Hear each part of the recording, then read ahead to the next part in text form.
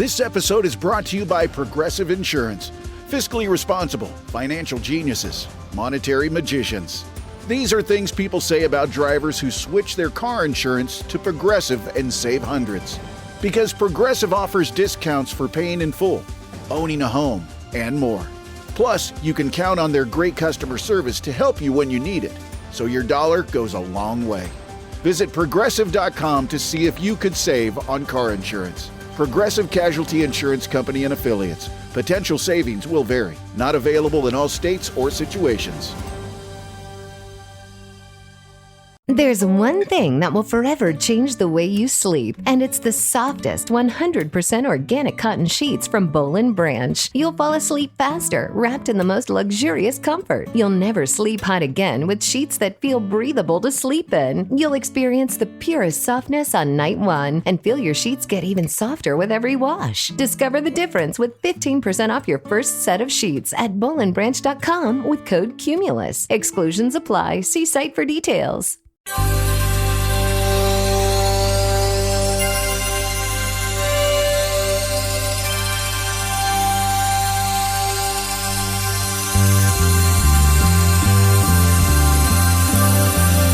It's the Bob and Tom Show. Comedian Jim Gaffigan joins us in the studio, a family man, a clean liver. Now, when you're on stage, Jim, you don't do a blue kind of show, do you? I'm very clean and kind of, I talk about cake for like an hour because, cake's an important topic. Cake, tell me about cake. Well, there's a lot of different. Cake's a powerful food. Cake can actually bring people together. It's Bill's birthday. Yeah, I hate that guy. There's cake in the conference room. Well, I should say hello. Who am I to pass judgment on him? It's his big day. Yeah. I mean, admit it, when you hear the song Happy Birthday, all you're really thinking is, I'm getting some free cake. During the song, you just wonder what kind it is. Hope it's chocolate for me. There's so many types of cake. There's rum cake, which makes sense because we've all been eating cake and thought, this needs booze. Booze. Shot of liquor. I don't have time to eat and drink. I only got two hands, buddy, and one of them's holding a cigarette.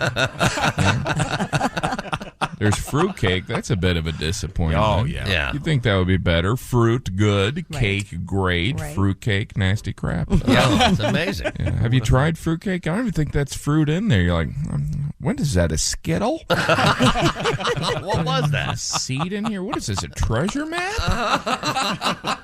What's the recipe of fruit cake? Anything but fruit? It's like the baker was just clearing off the counters. Put all that stuff in there. People don't eat this. They just mail it to relatives. We all know cake's bad for us. Sometimes we try and disguise the fact we're having cake. It's breakfast. I can't have cake. I'll have a muffin. You know the difference between a cake and a muffin? What? Nothing. How about those mini muffins? How much denial are we in when we're eating mini muffins?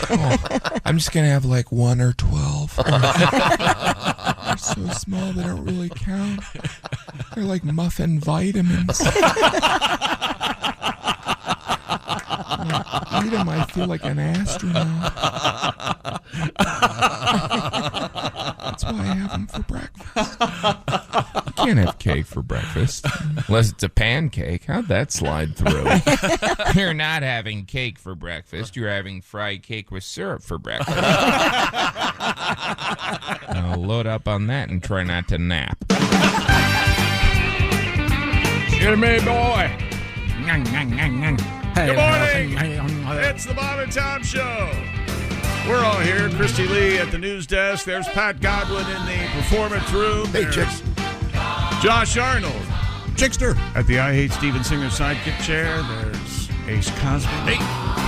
Might want to get a good shot of me before I go to jail. I'm Chick McGee. God. He's on one, kids. What crime are you going to commit? I'm going to kill whoever that is that keeps using my coffee machine and not putting more water in it. Here we go.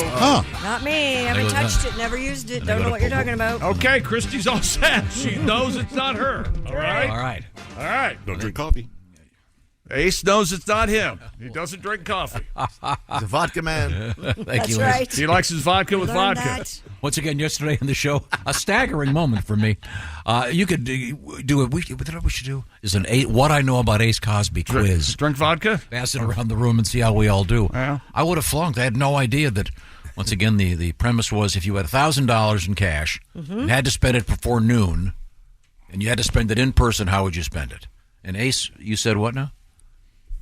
I would visit the local. You said you actually you said I would. He would hit. You said I would hit the liquor store, which I thought meant you were going to go rob it. That's my understanding of parlance among the the movie. Movies I've seen. I'm not agreeing with you on anything right now. And then you said keep talking. You'd buy $1,000 worth of vodka.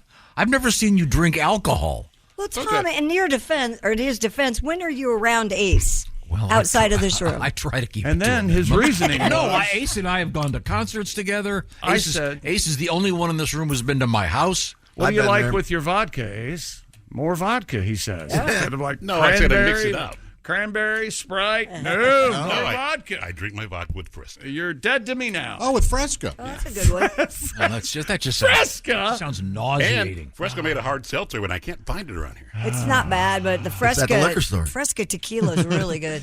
Really? It's like a little margarita. It's like a skinny margarita. Fresca tequila. Yes. No kidding. Yes. Fresca is what my elderly aunt drank. Fresca is great. I'll have a Fresca and a tab. Now, around the holidays, you bought a lot of bourbon, correct? Yeah, I do. I don't drink it. I gave it to friends. Yeah. But liquor can be expensive. Sure. Well, I know that. I'm not an idiot. I went and bought some nice bourbons as gifts, but I just when you said you were going to mix vodka, I don't know much about it, but you don't mix wine, do you? Don't you want like one kind of vodka if you had the good vodka? He's not mixing it in one sitting. Different brands. He misspoke. He misspoke. Okay. It was just funny the way it came out. You're right. All right. Yeah. Okay. Because we're trying to be humorous, and I'm very humorous. Okay. Oh, wait a minute. It's a curse, isn't it? No idea. Yeah.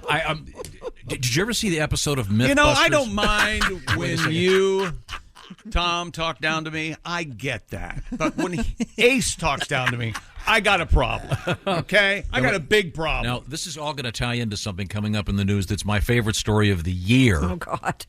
Does anybody remember the episode of the great show Mythbusters, which I always loved? Anybody remember the episode where there was a myth that if you ran vodka through tampons? Remember this? Did anybody see this? No. I did not see it. The idea was if you ran vodka through tampons or whatever.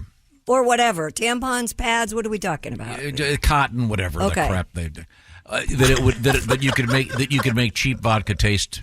You mean like a gauze, or it has to be a tampon? I think it had to be a tampon, as I recall. Okay, you make cheap vodka. So it would maybe filter out impurities and you'd have a cleaner vodka. And then they had one of the ladies on the show do a taste test, and it was hilarious when she picked the cheapest, worst vodkas were the ones she said were the best. This is right on brand for you, though, because you love stuff like this, debunking. But then at the end they had a wine guy. I think it was someone who really had a palate, whatever you want to call it, come in, and he got everything in the right order. And apparently the filtration didn't work, but it was pretty funny. But coming up in the news, we have when I tampons? Saw Kotex is in a news in a context you're not going to believe. Isn't that what they call female students at a technical school? Kotex, yes. Kotex? Yeah. Okay. My Kotex over here. Kotex. She's a Kotex. Hi. All you Kotexes? She's a Kotex co-ed. Is that what it is?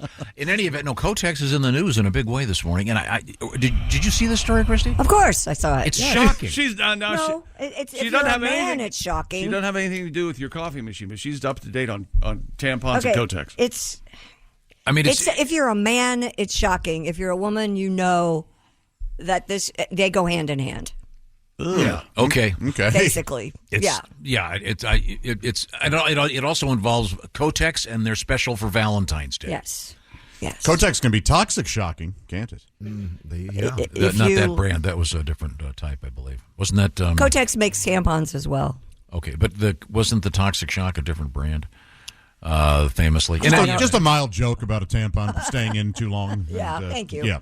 And again, much like this if you topic. leave it in No for reason too to long. analyze it too deeply. Okay. Also, why I don't speak until 6:45. I have to relearn this lesson once a week.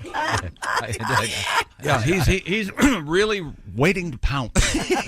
Now, you should explain. Now, there is an explanation for my mood today. Yes. It's very complicated, but the positive aspect is Chick goes, "Hey, it really smells great in here this morning." Do you guys smell something different? I did in here? smell something different. Yeah, yes. it smells like clean. Or something. That's because I was on my way out the door this morning and I smelled something. Turned out there was an epic fecal event involving one of my dogs. So I had to spend an hour cleaning it, and I have these pre-moistened dog towels. Mm-hmm. Do you have these things? I don't. No. They're great. So because once everything else was cleaned up, you clean up the dog with these things. But they have a really nice scent. So that's why it smells so sparkling clean in here. Wow. Or maybe it's the bleach. Have you maybe looked at what you feed your dogs? You've had more fecal events. I don't know. In the last couple weeks. I don't know what's going on. And this is just the doggy, the big boy. In any event, so I got here an hour late, but I'm okay now. But that's the nice smell. Boiled chicken and rice. That's what that dog needs to be eating. Oh, veterinarian over here. All right. Yeah, of course. Wow.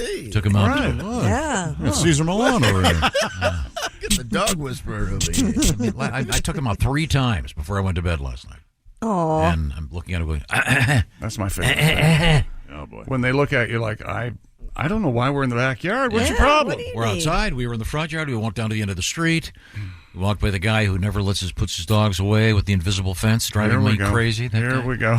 He never puts them away. They're outside the whole time. Yeah, apparently. It's really annoying. And then so I can't walk my dogs that direction anymore because they get all out of focus because of those other dumb dogs.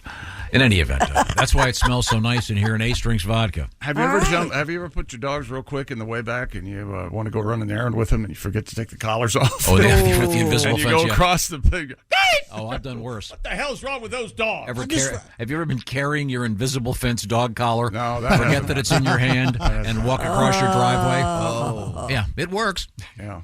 Yeah, I've done that too.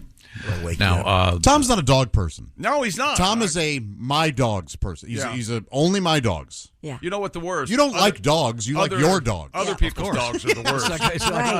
It's like other people's kids. It's just like other people. Or other people's. Let's face it. Well, how about other people's? Yeah, you guys get on my ass. Like, I don't like other people. None of you like people either. Okay?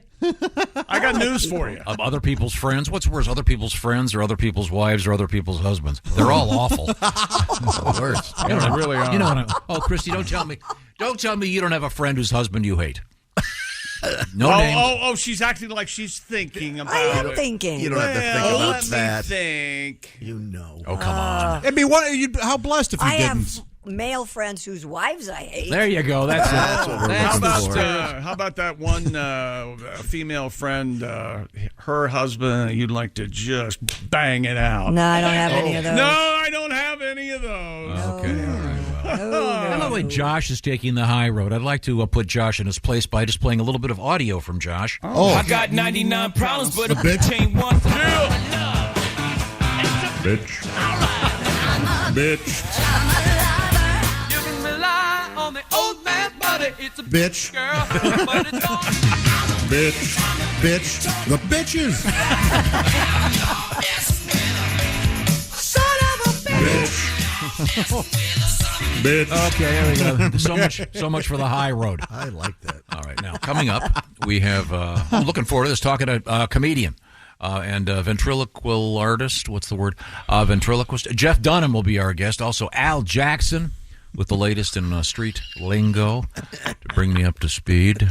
What's the current street term for alcohol? Hooch? Frank? I said I'm going some drink? Juice. I said I'm going to buy some booze. I was referring. We were having a little get together, and Kelly ripped me. You know, no one says booze anymore. Maybe your mom. Oh, she's might be listening. Hey, You know, do we have that part? yeah, with the accent and everything. What is it? What So what does she call it? Wait till you hear how you sounded just I was just now. kidding. No, what but do you? you are in so what much is the trouble. street term? Well, what does Kelly call it? Alcohol? Yeah, I don't know. Liquor. God. What do you? Shouldn't say Is there a street term? A hooch? Is that? There's another school of thought that you don't worry about what people call anything, and you kind of use your own terms, and you're out there like, I'm going to go buy some liquor. I've never known somebody who's in charge of more but has less power. I know. And my big problem, he says, I know you don't like to have me to give you advice, but that's not the case at all. It bothers me because I've never seen anyone so lost in his own life that's ready to give you advice on any situation. Poor guy. Absolutely no ready wonder to he comes in here for 4 hours and bullies us. He's bullied the rest of his life. Yeah. Good God. Giggle water? I don't know. What's the term? Yes, go with giggle water. Yes, that's fine. Ace, how do you categorize alcoholic beverages? Vodka. We know it's vodka. Booze? Michael, adult Fresca. Adult Fresca. Is there any way, when we ask you a question, that you don't have to go out to the car to decide and then come back in and answer the question? Is there any way? Can we pick it up a little bit? I like to be factual. Okay. Well, it's at this point. If I like a pause. Don't get me wrong. If you were listening to our program in your Raycon earbuds with them in your ears, you'd be going, "Oh, this is really great. I can hear everything." Raycons. The Bob and Tom Show knows that, especially now, personal audio is crucial. A good pair of wireless earbuds, indispensable in 2024. That's where Raycons come marching into your life. Raycons everyday earbuds look, feel, and sound better than ever with the optimized gel tips that fit every ear ever made, and they will not budge and fall out your ears on the ground. Raycons give you 8 hours of playtime, 32 hours of battery life. And Raycons are priced just right. You get quality audio at half the price of premium audio brands. No wonder Raycons everyday earbuds have tens of thousands of 5-star reviews. And don't forget about the awesome features like customizable sound profiles and the awareness modes. Raycons truly have it all. Go to buyraycon.com/Tom today to get 15% off your order. You heard me. BuyRaycon.com/Tom. You score 15% off Raycon products. That's BuyRaycon.com/Tom. Coming up, not in the same story, hot dogs and tampons in the news. This is the Bob and Tom Show. This episode is brought to you by Progressive Insurance. Do you ever think about switching insurance companies to see if you could save some cash? Progressive makes it easy. Just drop in some details about yourself and see if you're eligible to save money when you bundle your home and auto policies. The process only takes minutes, and it could mean hundreds more in your pocket. Visit Progressive.com after this episode to see if you could save.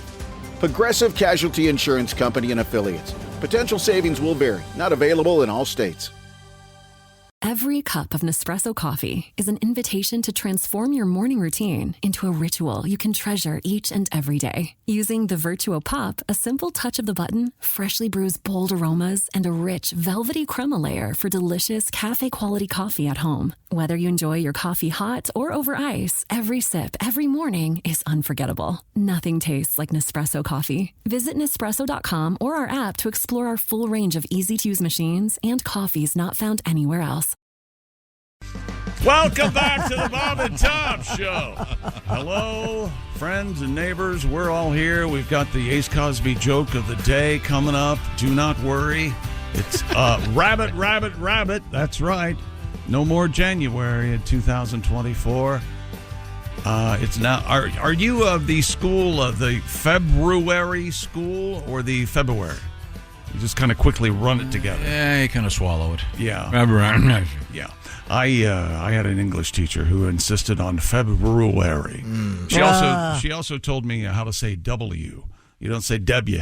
It's W. Yeah. Oh, wow, she really hit it. Oh, she W. really. W. That's the first rule of broadcasting. Yeah. W. Yeah. Oh, hey, here's something. We just recorded this morning. Oh, we did? From Tom Griswold. Yeah. No one says booze anymore. Maybe your mom. Once again, I'm not sure who he's imitating I there. don't either. But it's interesting. I was just saying that I often use the slang term booze. So use For booze alcohol. and don't worry about what other people are saying. Right. I was just wondering if there was a contemporary. You know what today is? What? The end of dry January is what today is. People are going to be February. blotto this weekend. I noticed your Yes. hands weren't shaking this I know. morning. Yeah. When very did that excited. become a thing, by the way? It feels fairly recent. Yeah, but a couple years. Isn't that a thing that if you're, I don't want to say alcoholic, but if you drink a lot and you take like 2 or 3 weeks off, it repairs your liver? Is that right? That is true. Is that absolutely you true? You can cross a line, though, but it does repair quickly. Yeah. It's interesting. Many cultures, many religions have a kind of time off. Yeah, a fasting process. Yeah, so maybe that's part of the survival mode. But if you were celebrating Dry January, and welcome to yes, good for you. Great job. It's going to be exciting tonight. Here's an email from Brad in Michigan. I don't live in Michigan. I just want to get my email read. All right. Well done, Brad. This is for Christy. Yes. Let's start referring to your current husband as Sir Andrew IV. Could we not say current? What do you mean? What happened? No, I mean it just he's sounds... gone already. So you think he's found his forever home? Yes. With you? Wow, that's what's going to make it funny in so many ways. Really awkward when you kick him out. That's I thought this was forever. Now he moved into your house, right? Yes. Technically. See, that's kind of a problem. You know Why is that a problem? You know what she asked me? What size skirt does he wear? She asked me off the air. She goes, Chick, have you ever had a storage unit? Guess what I'm doing today? Oh, yeah, I've had Can people live in those?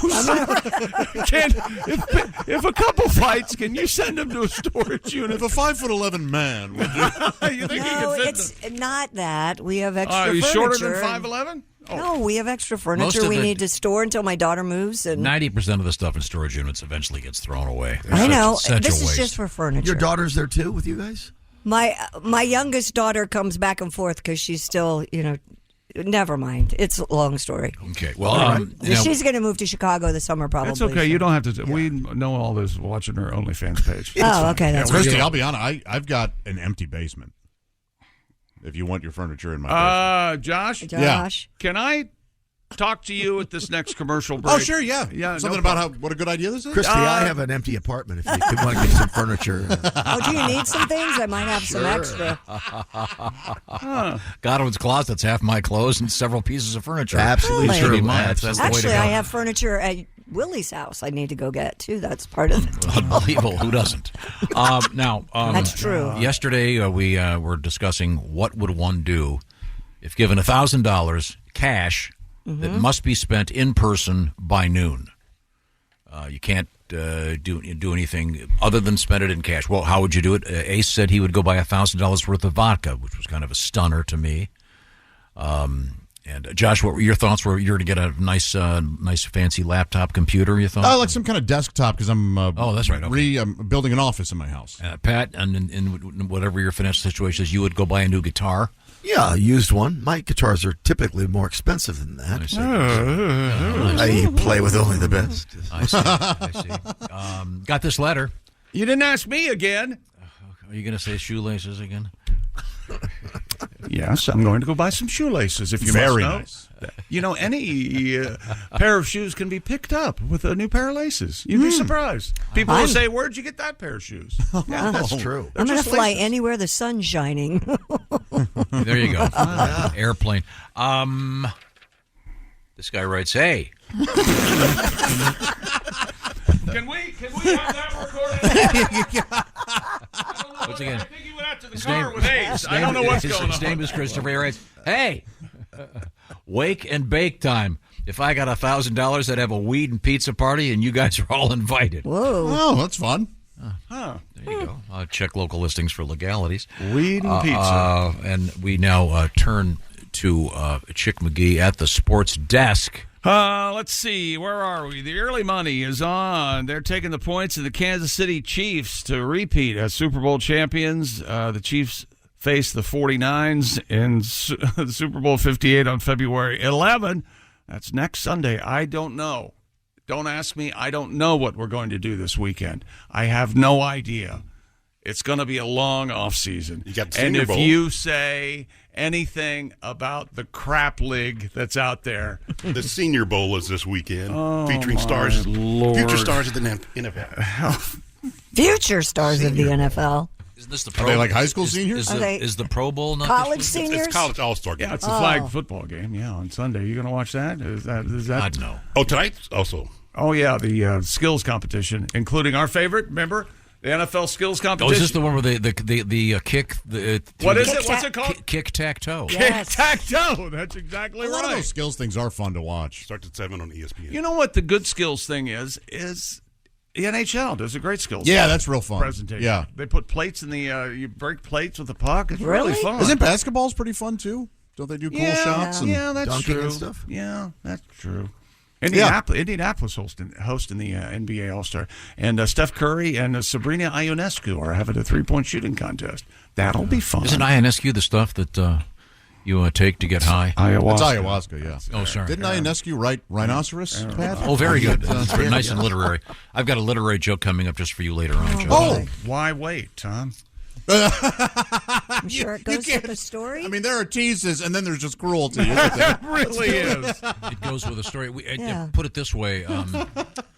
Oddly enough, for the second day in a row, we have syphilis in the news. Yeah, it was a big story yesterday, and it's a story in Science today. If you let it go, can syphilis kill you, or you just absolutely. It Absolutely. will. Yes. It rots the brain. I think with Capone, didn't it go to the brain? Yeah. It can paralyze you as well. It's no joke, as they say, but unfortunately, the rates have gone up in the United States. So Get tested. You could have syphilis. That might be what's wrong with you. Your brain's rotting. I'm not going to get tested. What if I find out I have syphilis? This is why you say things like this. No one says Bose anymore. Maybe your mom. Since you've got syphilis, you're insane. Actually, I wanted to talk about something because I know Pat has a song about this next story. We're going to have a song now. Yeah.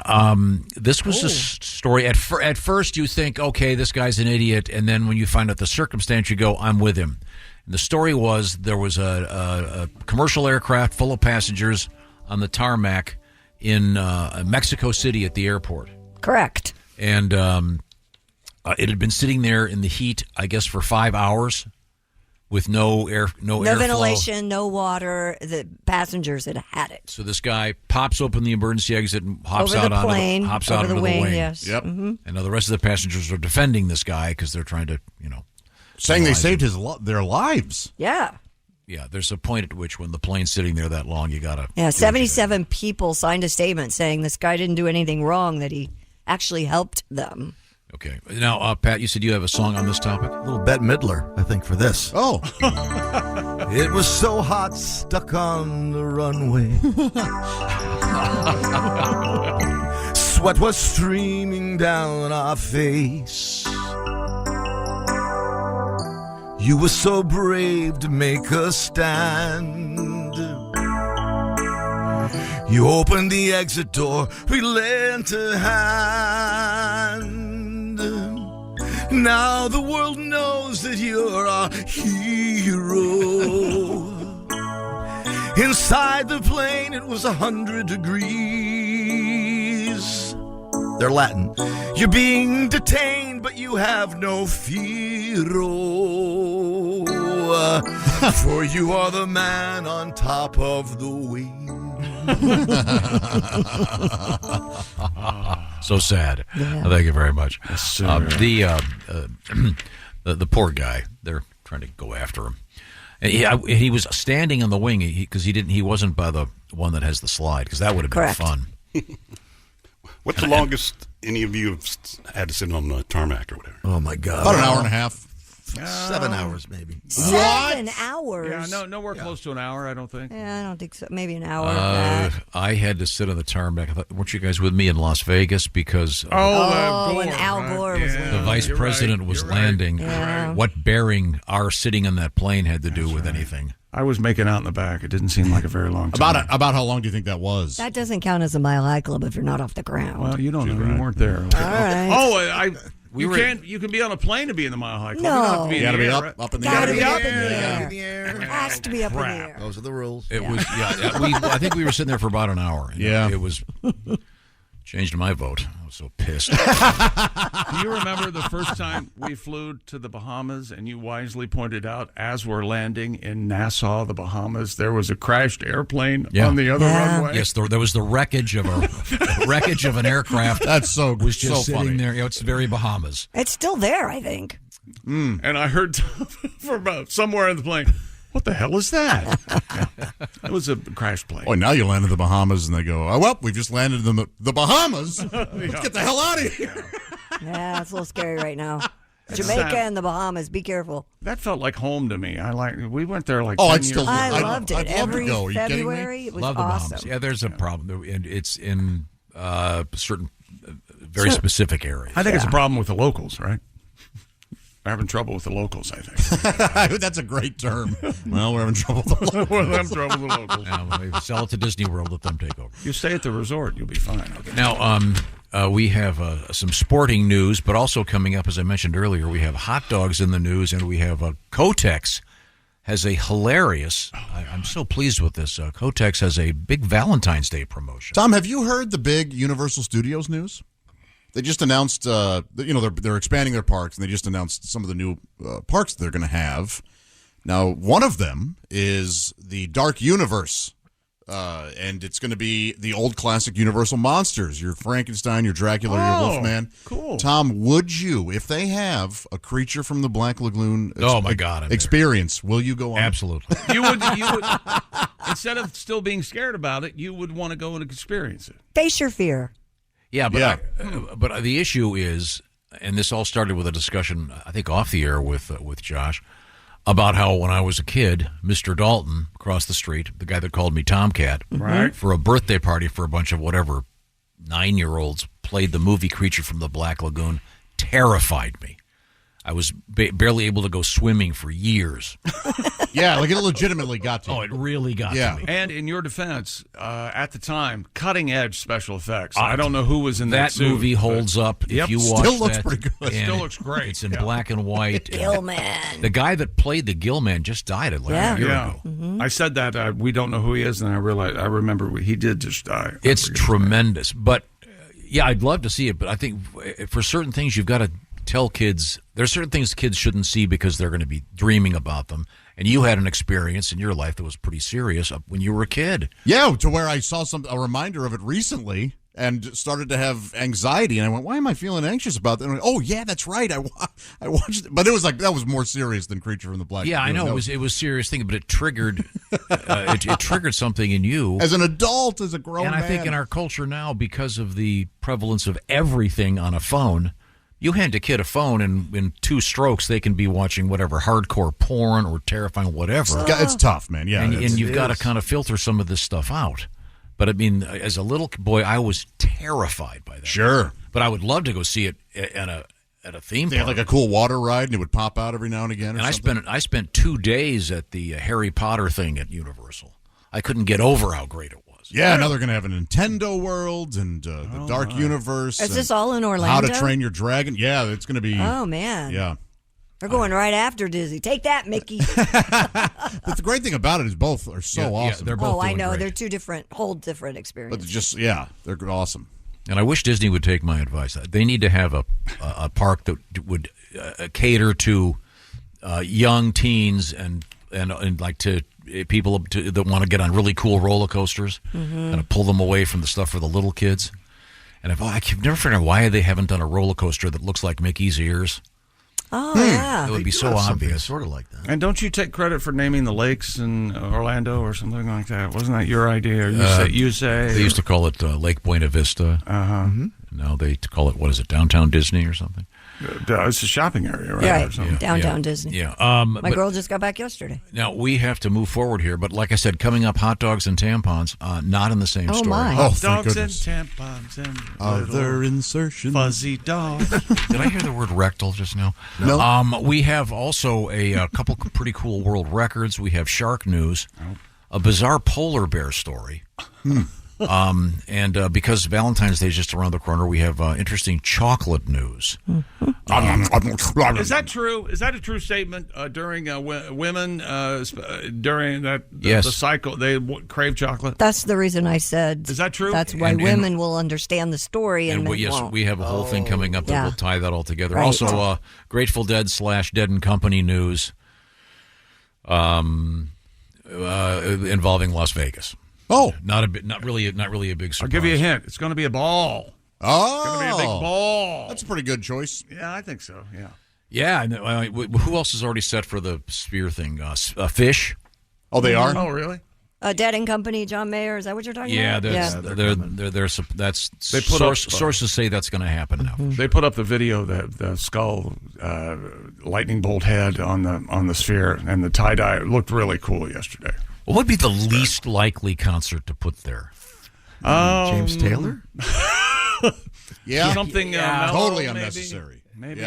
Yeah, what would be something? Maybe Vic Damone, because no one knows who he is. Maybe that is he alive? I don't know. That'd be very special. Yeah. Now, appearing at the Sphere, the Nitty Gritty Dirt Band. This seems to be a booking error. I'd love to see them, but show pictures of guys playing banjos. Right now, I want to say hi to my friend Steven Singer. Steven Singer has a thing for you. He wants to rescue you, fellas. Please pay close attention, ladies too.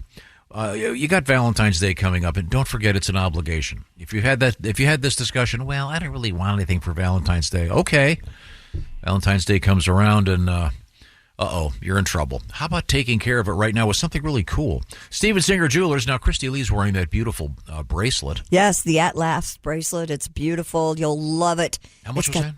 $248, and it looks like it's worth thousands. I'm not kidding. It's a beautiful. Beauty. What's it called one more time? At Last. The At Last bracelet. But I want to talk about the beautiful Malibu pink gold-dipped roses. These things start at $59, and it's a gold-dipped rose. Then it's hand-painted. The color this year, Malibu pink. Lots of others to choose from, of course. And this arrives in a beautiful box. So it's got a personalized Valentine's Day card. Free shipping, of course.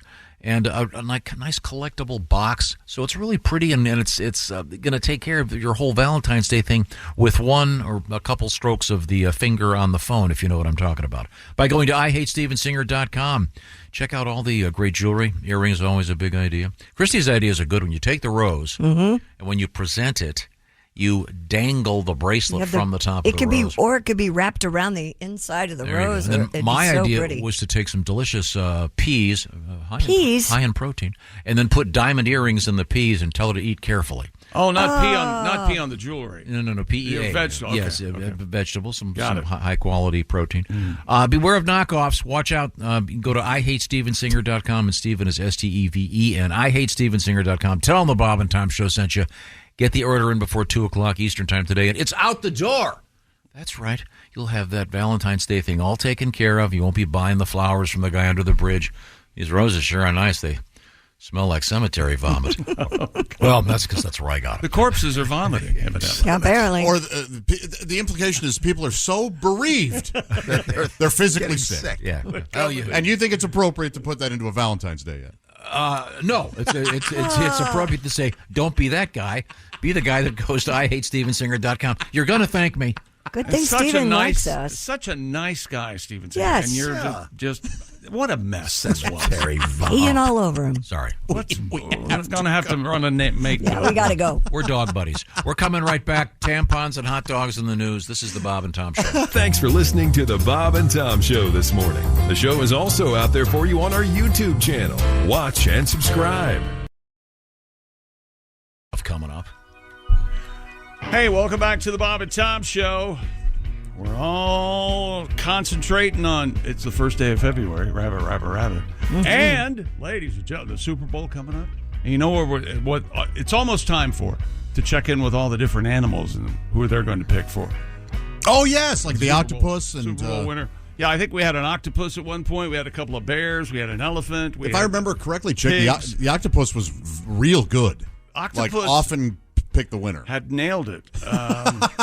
So odd. Piglets. The real question is, what will the Chick McGee pick with the shoe-in of the week? It's up on my Instagram right now. Oh, already. You know what I think Instagram should offer? What? Instagram should offer this, Chick. So oftentimes you will put up early pics. Yep. Right. You should be able to post something, and if people want to open it, they have to pay $1 if you do something like that.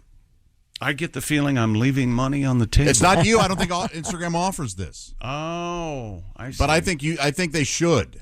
Like, hey, let's say Christy was on vacation. Yeah. You posted a picture of you in front of the Eiffel Tower. Right. But for $1, we could see you on the beach. Oh.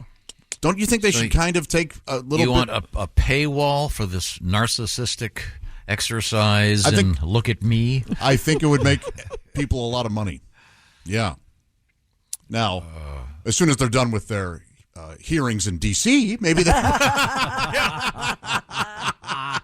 they could eventually work on something like that. By the way, I think I don't want to speak on behalf of Josh, but we're both hooked up with Cameo, right? Yeah. We can send you a personalized video. Wish anyone you'd like a happy Valentine's Day. Yes, you can. That's exactly. The link is in my bio on Instagram. And we're now reasonably priced. We've started at $2,500, and that turned out. Almost no one took advantage.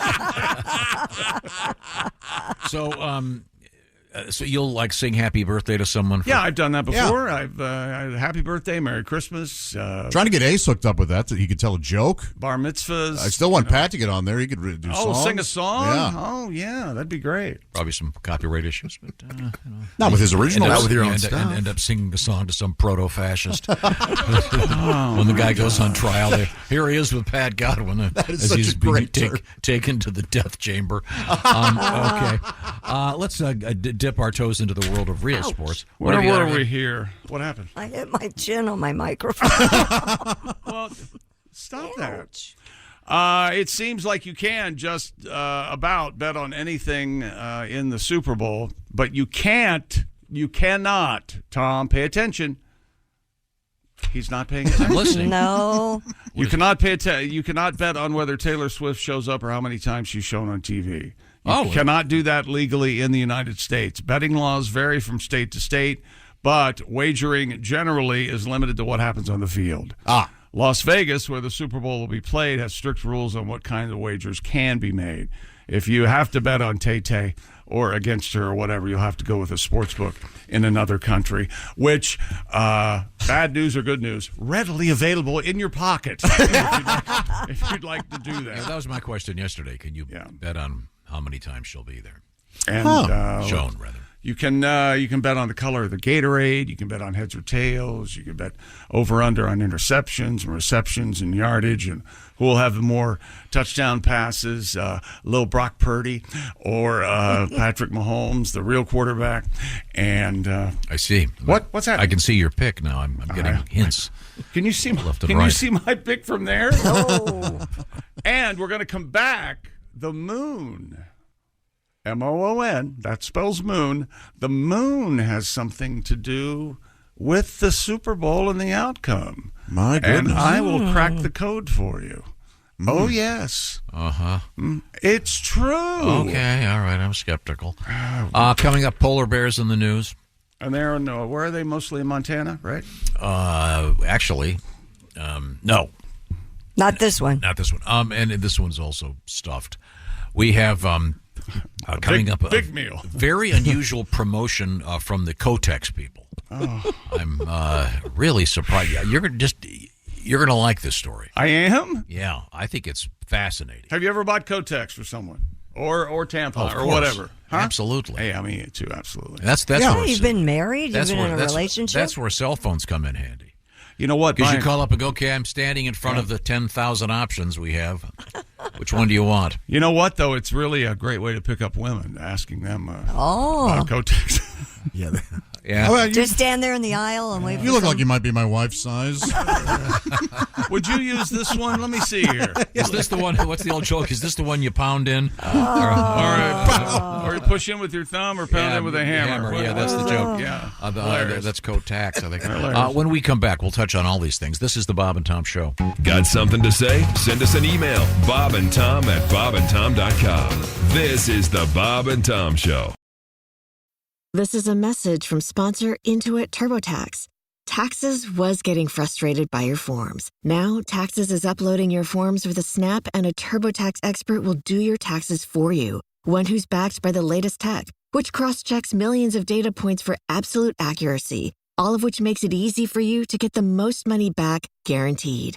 Get an expert now at TurboTax.com. Only available with TurboTax Live Full Service. See guaranteed details at TurboTax.com/guarantees. Hey, what's up, guys? I'm Fred Warner, linebacker for the San Francisco 49ers. Abercrombie has the new suits you need, plus all the collared shirts to go with them. The Abercrombie & Fitch Collins suit is the only suit you'll ever need for any occasion. Available in slim, classic, and athletic. Pair with a collared classic. Go with a soft, easy-to-wear sweater polo or a comfortable long-sleeve shirt. With so many different fits and fabrics, you can make a look that's completely your own. Add the Abercrombie & Fitch Collins suit and new collared shirts to every occasion this season. Shop online or in store. Hey, welcome back to the Bob and Tom Show at the news desk. It's Christy Lee. Hello. There's Pat Godwin in the performance room. Hey, chick. There's Josh Arnold at the I Hate Steven Singer sidekick chair. Good coffee, good friends, a good morning. How is the coffee? Wasn't that sweet? Robust. But with that, unassuming. Oh, I love it. This gets so pretentious. Keep going. What is it? Notes of. It's almost as if you're seated at a. I feel as though I'm on a lanai in a nicer part of Colombia, wherever that is. Yes. Wherever that might be. The upper Bogota area. Oh, of course. Looking out over your coffee fields. That's right. Bogota. I'm just forgetting that, sure, I'm wearing an adult diaper. But adult diaper? Wipers? I have wipers. That's fine. And aren't you talking with El Padron, or who does not like problems? He doesn't. He does not like problems. No, as he puts his arm tightly around me, I do not like problems. I do not like problems. No problems. I've lost my place. There's Ace Cosby. I'm Chick, and here's Tom losing his place. Okay, where are we now? What's happening? Well, we're back to the Super Bowl and prop bets.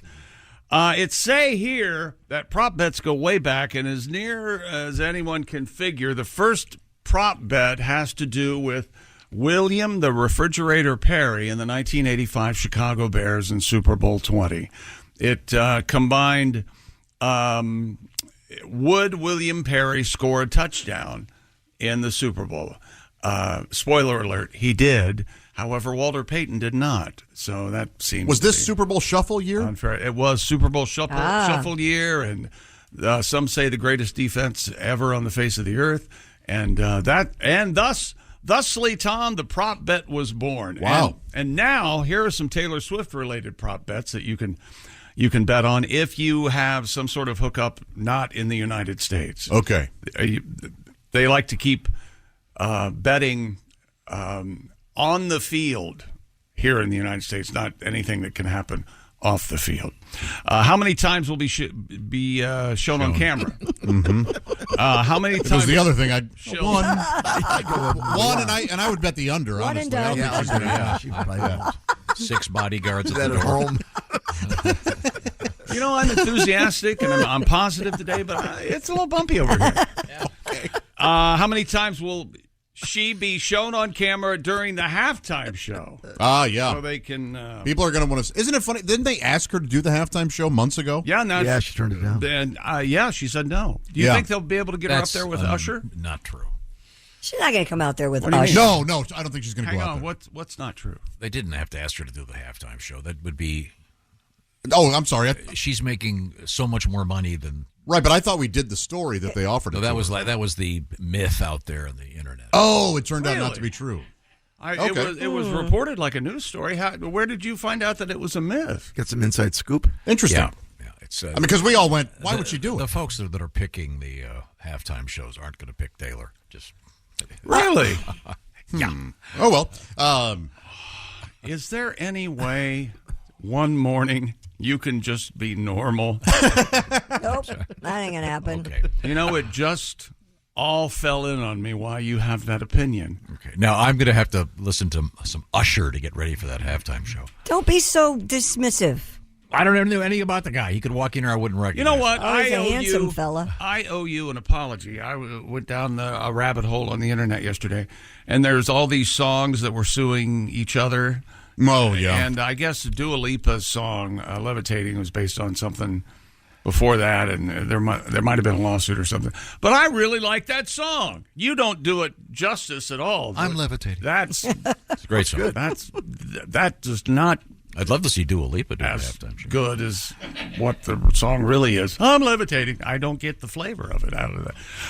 Will Taylor and Travis appear together in a commercial during the Super Bowl? Oh. You can bet on that. Really? Will the couple announce that they're pregnant at the Super Bowl? Oh, you can bet on that. Will they be shown kissing after the game? Yes. At the Super Bowl. Absolutely. Is that a lock? It depends if they win. That's a lock. I don't think. They'll kiss no matter what. Yeah, they're think going to so? kiss. Of course. Especially if they lose. Yeah, you got to kiss your man if he's lost. She's not going to go on the field if they lose. No. Yeah, she will. But you know what he'll do? He'll go, I'm really sad. Can I have a pity fight? You Yeah. know what I'm A saying. petty fight? No, Yeah. he won't want that. All right, next. Oh, I don't there's think no you did ruder that. man in radio. I don't think you did that angrily enough. Hang on a second. Next. There we go. What song, you can bet on Usher. What song will he perform first? Who will he perform with? The number of songs on his set list. Number of backup dancers featured. The brand of shoes Usher's going to wear. Wow. During the performance. And will he wear sunglasses? And then the classic prop bets. The Gatorade bath. What color the Gatorade juice will be. Super Bowl, what company's TV advertisements will air first, which celebrity will be featured in the greatest number of commercials, and it goes on and on, Tom. So who's that going to be? Patrick Mahomes, do you think? In the most commercials? Commercials? Oh, I don't know. I don't know who's Peyton. the hot guy. I think Peyton's kind of taken a step back from Kevin Hart. I haven't seen him lately. These are all good ideas for you to secure a bet with. I don't really feel like betting on them. I just feel like You're not going to bet on? You're not going to put your money where your mouth is? no, I'm not even put my mouth anywhere yet. I'm going to casually watch the game. Well, enjoy some commercials. You know, there are some bets that involve that kind of thing. Yeah. Would you put your mouth on? Okay. All right. Preliminary lunar analysis for the upcoming Super Bowl. Okay, this is what I wait for before I place my bets. Favors the Kansas City Chiefs. Keep an eye on him. All right. Yeah. The day of the Super Bowl is a waxing crescent moon. He's growing angrier.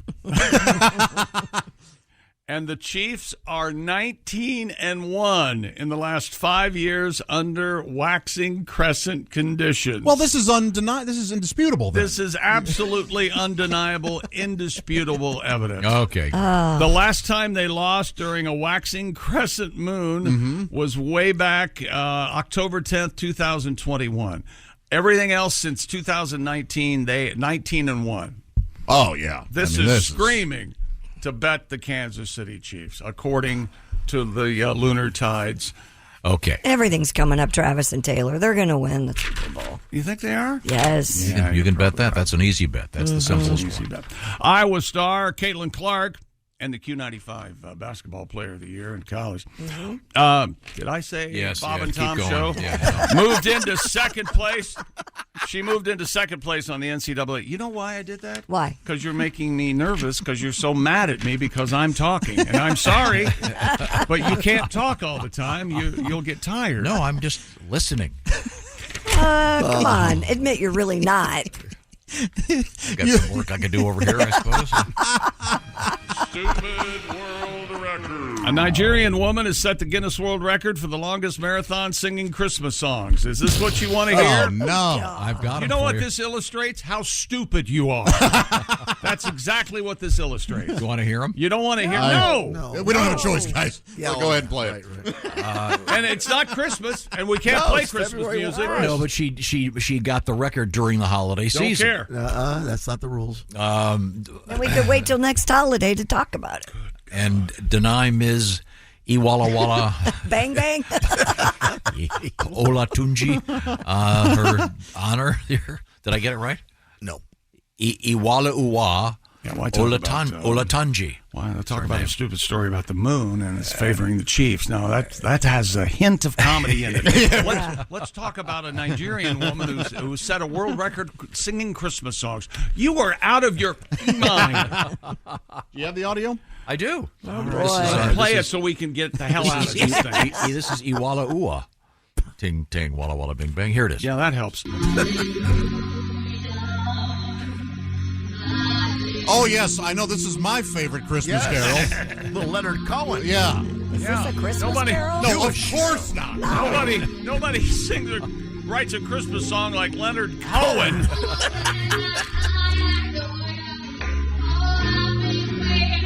What's this one? You got me. Maybe that must be a Nigerian Christmas song. I don't recognize that one. How long did she sing?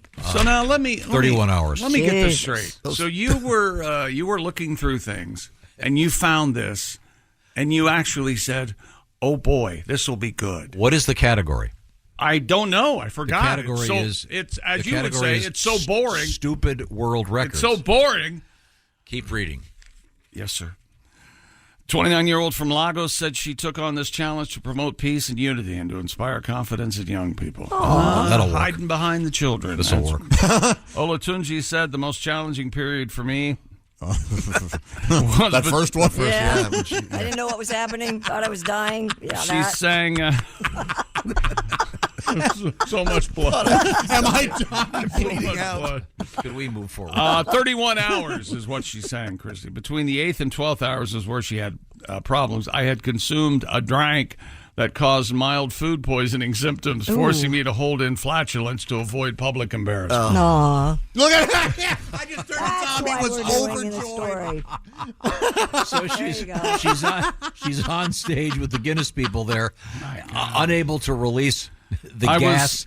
I was simultaneously experiencing profuse sweating, stomach, head, and throat aches, along with an urgent need to use the restroom, for pooping. Oh. She overcame this hurdle. She says her throat pain became unbearable by the 20th hour. She was able to persevere through the pain and did not let it affect her ability to sing, as you can hear. Mm-hmm. That's almost singing. So well done. Who would have thought a beverage in Nigeria would cause stomach problems?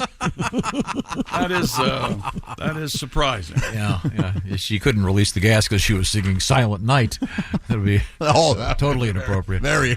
Okay. We have more world records on the way? Yes, coming up. But first, let me tell you about Simply Safe, the design-it-yourself, the do-it-yourself home security system, and backed by 24/7 professional monitoring for fast emergency response for about less than $1 a day. If your home is threatened, trained agents spring into action for emergency dispatch and response. Here's why we all love Simply Safe. It's trusted by the experts, named Best Home Security System of 2024 by U.S. News World Report. That's right, new year and new awards, offering everything you need for home protection: HD cameras inside and out, advanced motion sensors, entry sensors, as well as hazard sensors that detect fire, flooding, and freezing temperatures, and so much more. Simply Safe system, easy to set up yourself without any special tools or know-how required. But if you prefer, yes, you can get one of Simply Safe's technicians to come in your house and install it for you. Plus, with the 60-day risk-free trial, if you don't love your system, return it for a full refund. And for Bob and Tom Show listeners, order now to get 20% off any new Simply Safe system with Fast Protect monitoring by visiting simplysafetom.com. That's simplysafetom.com. Remember, there's no safe like Simply Safe. I do have a little bit more of that woman doing the singing marathon, if you'd like to hear it. Oh, all right. Here it is. This is her. And then the next song she sang was, as you know, she was holding in the flatulence. She was singing, "I want to pass some gas, ba-rum-pa-bum." Oh, sorry. Gotta remark that one. It's marked part of the day. Mr. Fister! Thank you. Mr. Fister! Right back. Okay.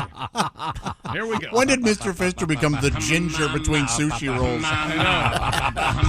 Just throw some Mr. Fister on there. We'll be fine. Thank you very much. We're coming right back. This is the Bob and Tom Show. Look around. You can find cars like these on AutoTrader, like that car right in your tail. Or if you're tailgating right now, all those cars doubling as kitchens and living rooms are on AutoTrader too. Are you working out and listening to this ad at the same time? Well, multitasking pro, cars like the ones in the gym parking lot are for sale on AutoTrader. New cars, used cars, electric cars, maybe even flying cars. Okay, no flying cars, but as soon as they get invented, they'll be on AutoTrader. Just you wait. AutoTrader. It's time to rewrite the vacation rules. With Royal Caribbean, your family can look forward to just about anything. Break the thrill barrier, roaring down the tallest water slide in North America. Jump into breathtaking jungles and jaw-dropping coves. Vibe off the charts on our private island perfect day at Coco Cay. And end the day knowing things are just getting started. Because this isn't just any vacation. This is all the vacations. Come seek the Royal Caribbean. Ships Registry, Bahamas. Oh, my goodness, what a mess. Hi, welcome back to the Bob and Tom Show. It's February 1st. Ergo, rabbit, everybody. Chick's having a horrible morning. I just tried to open my second Diet Pepsi in a can, and the tab that you pull, it snapped off the can. Again? Now, Yes. Tom, I don't know if you saw the first one he did. It literally shot across the studio. Wow. Like It almost hit Ace. I need a church key or whatever to open this up. Take a screwdriver, punch that thing out. Well, I was trying to do it with a Sharpie.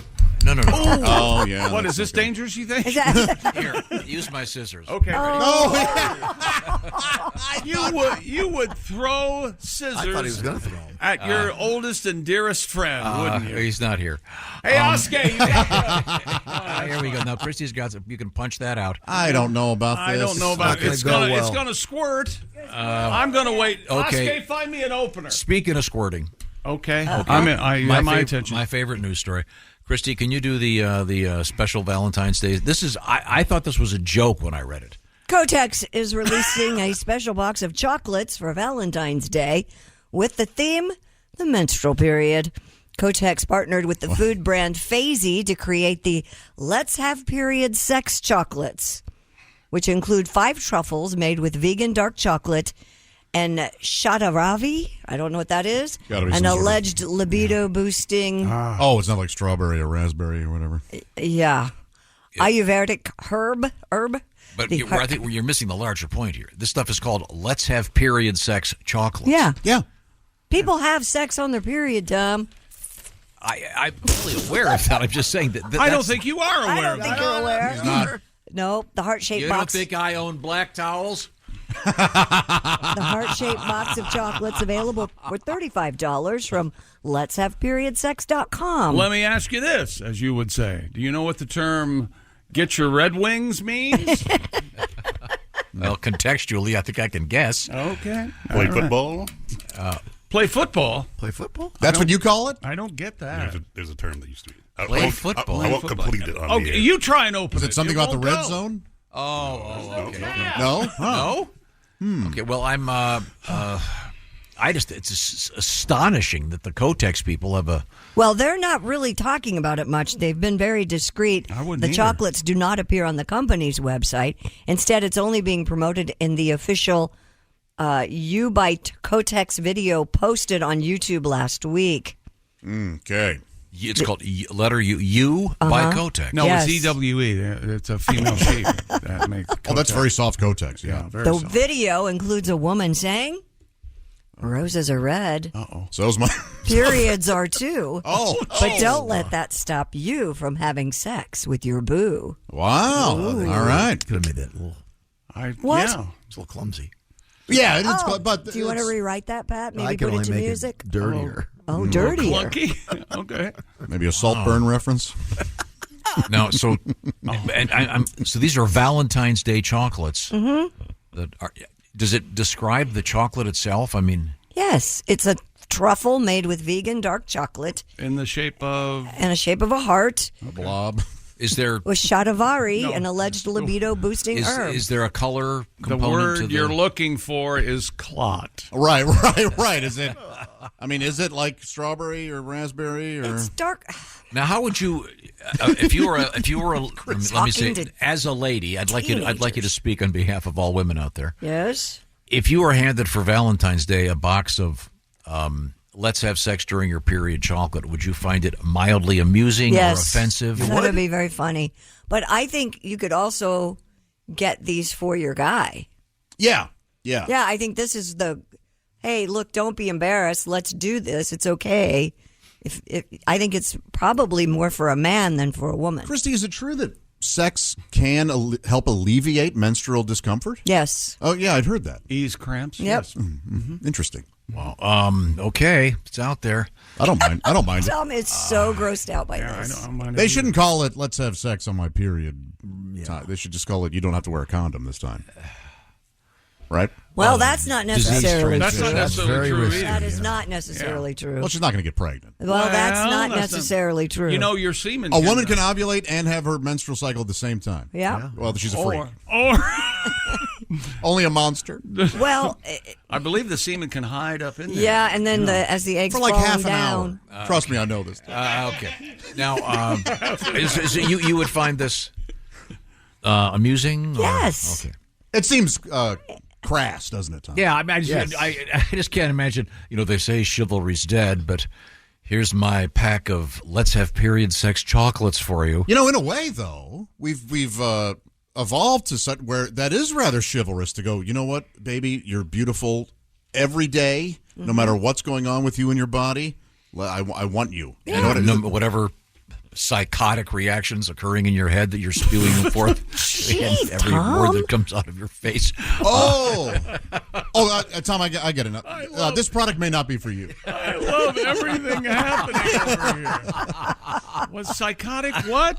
Coming out of your face? Man, oh man. That's beautiful. I just think it's crazy.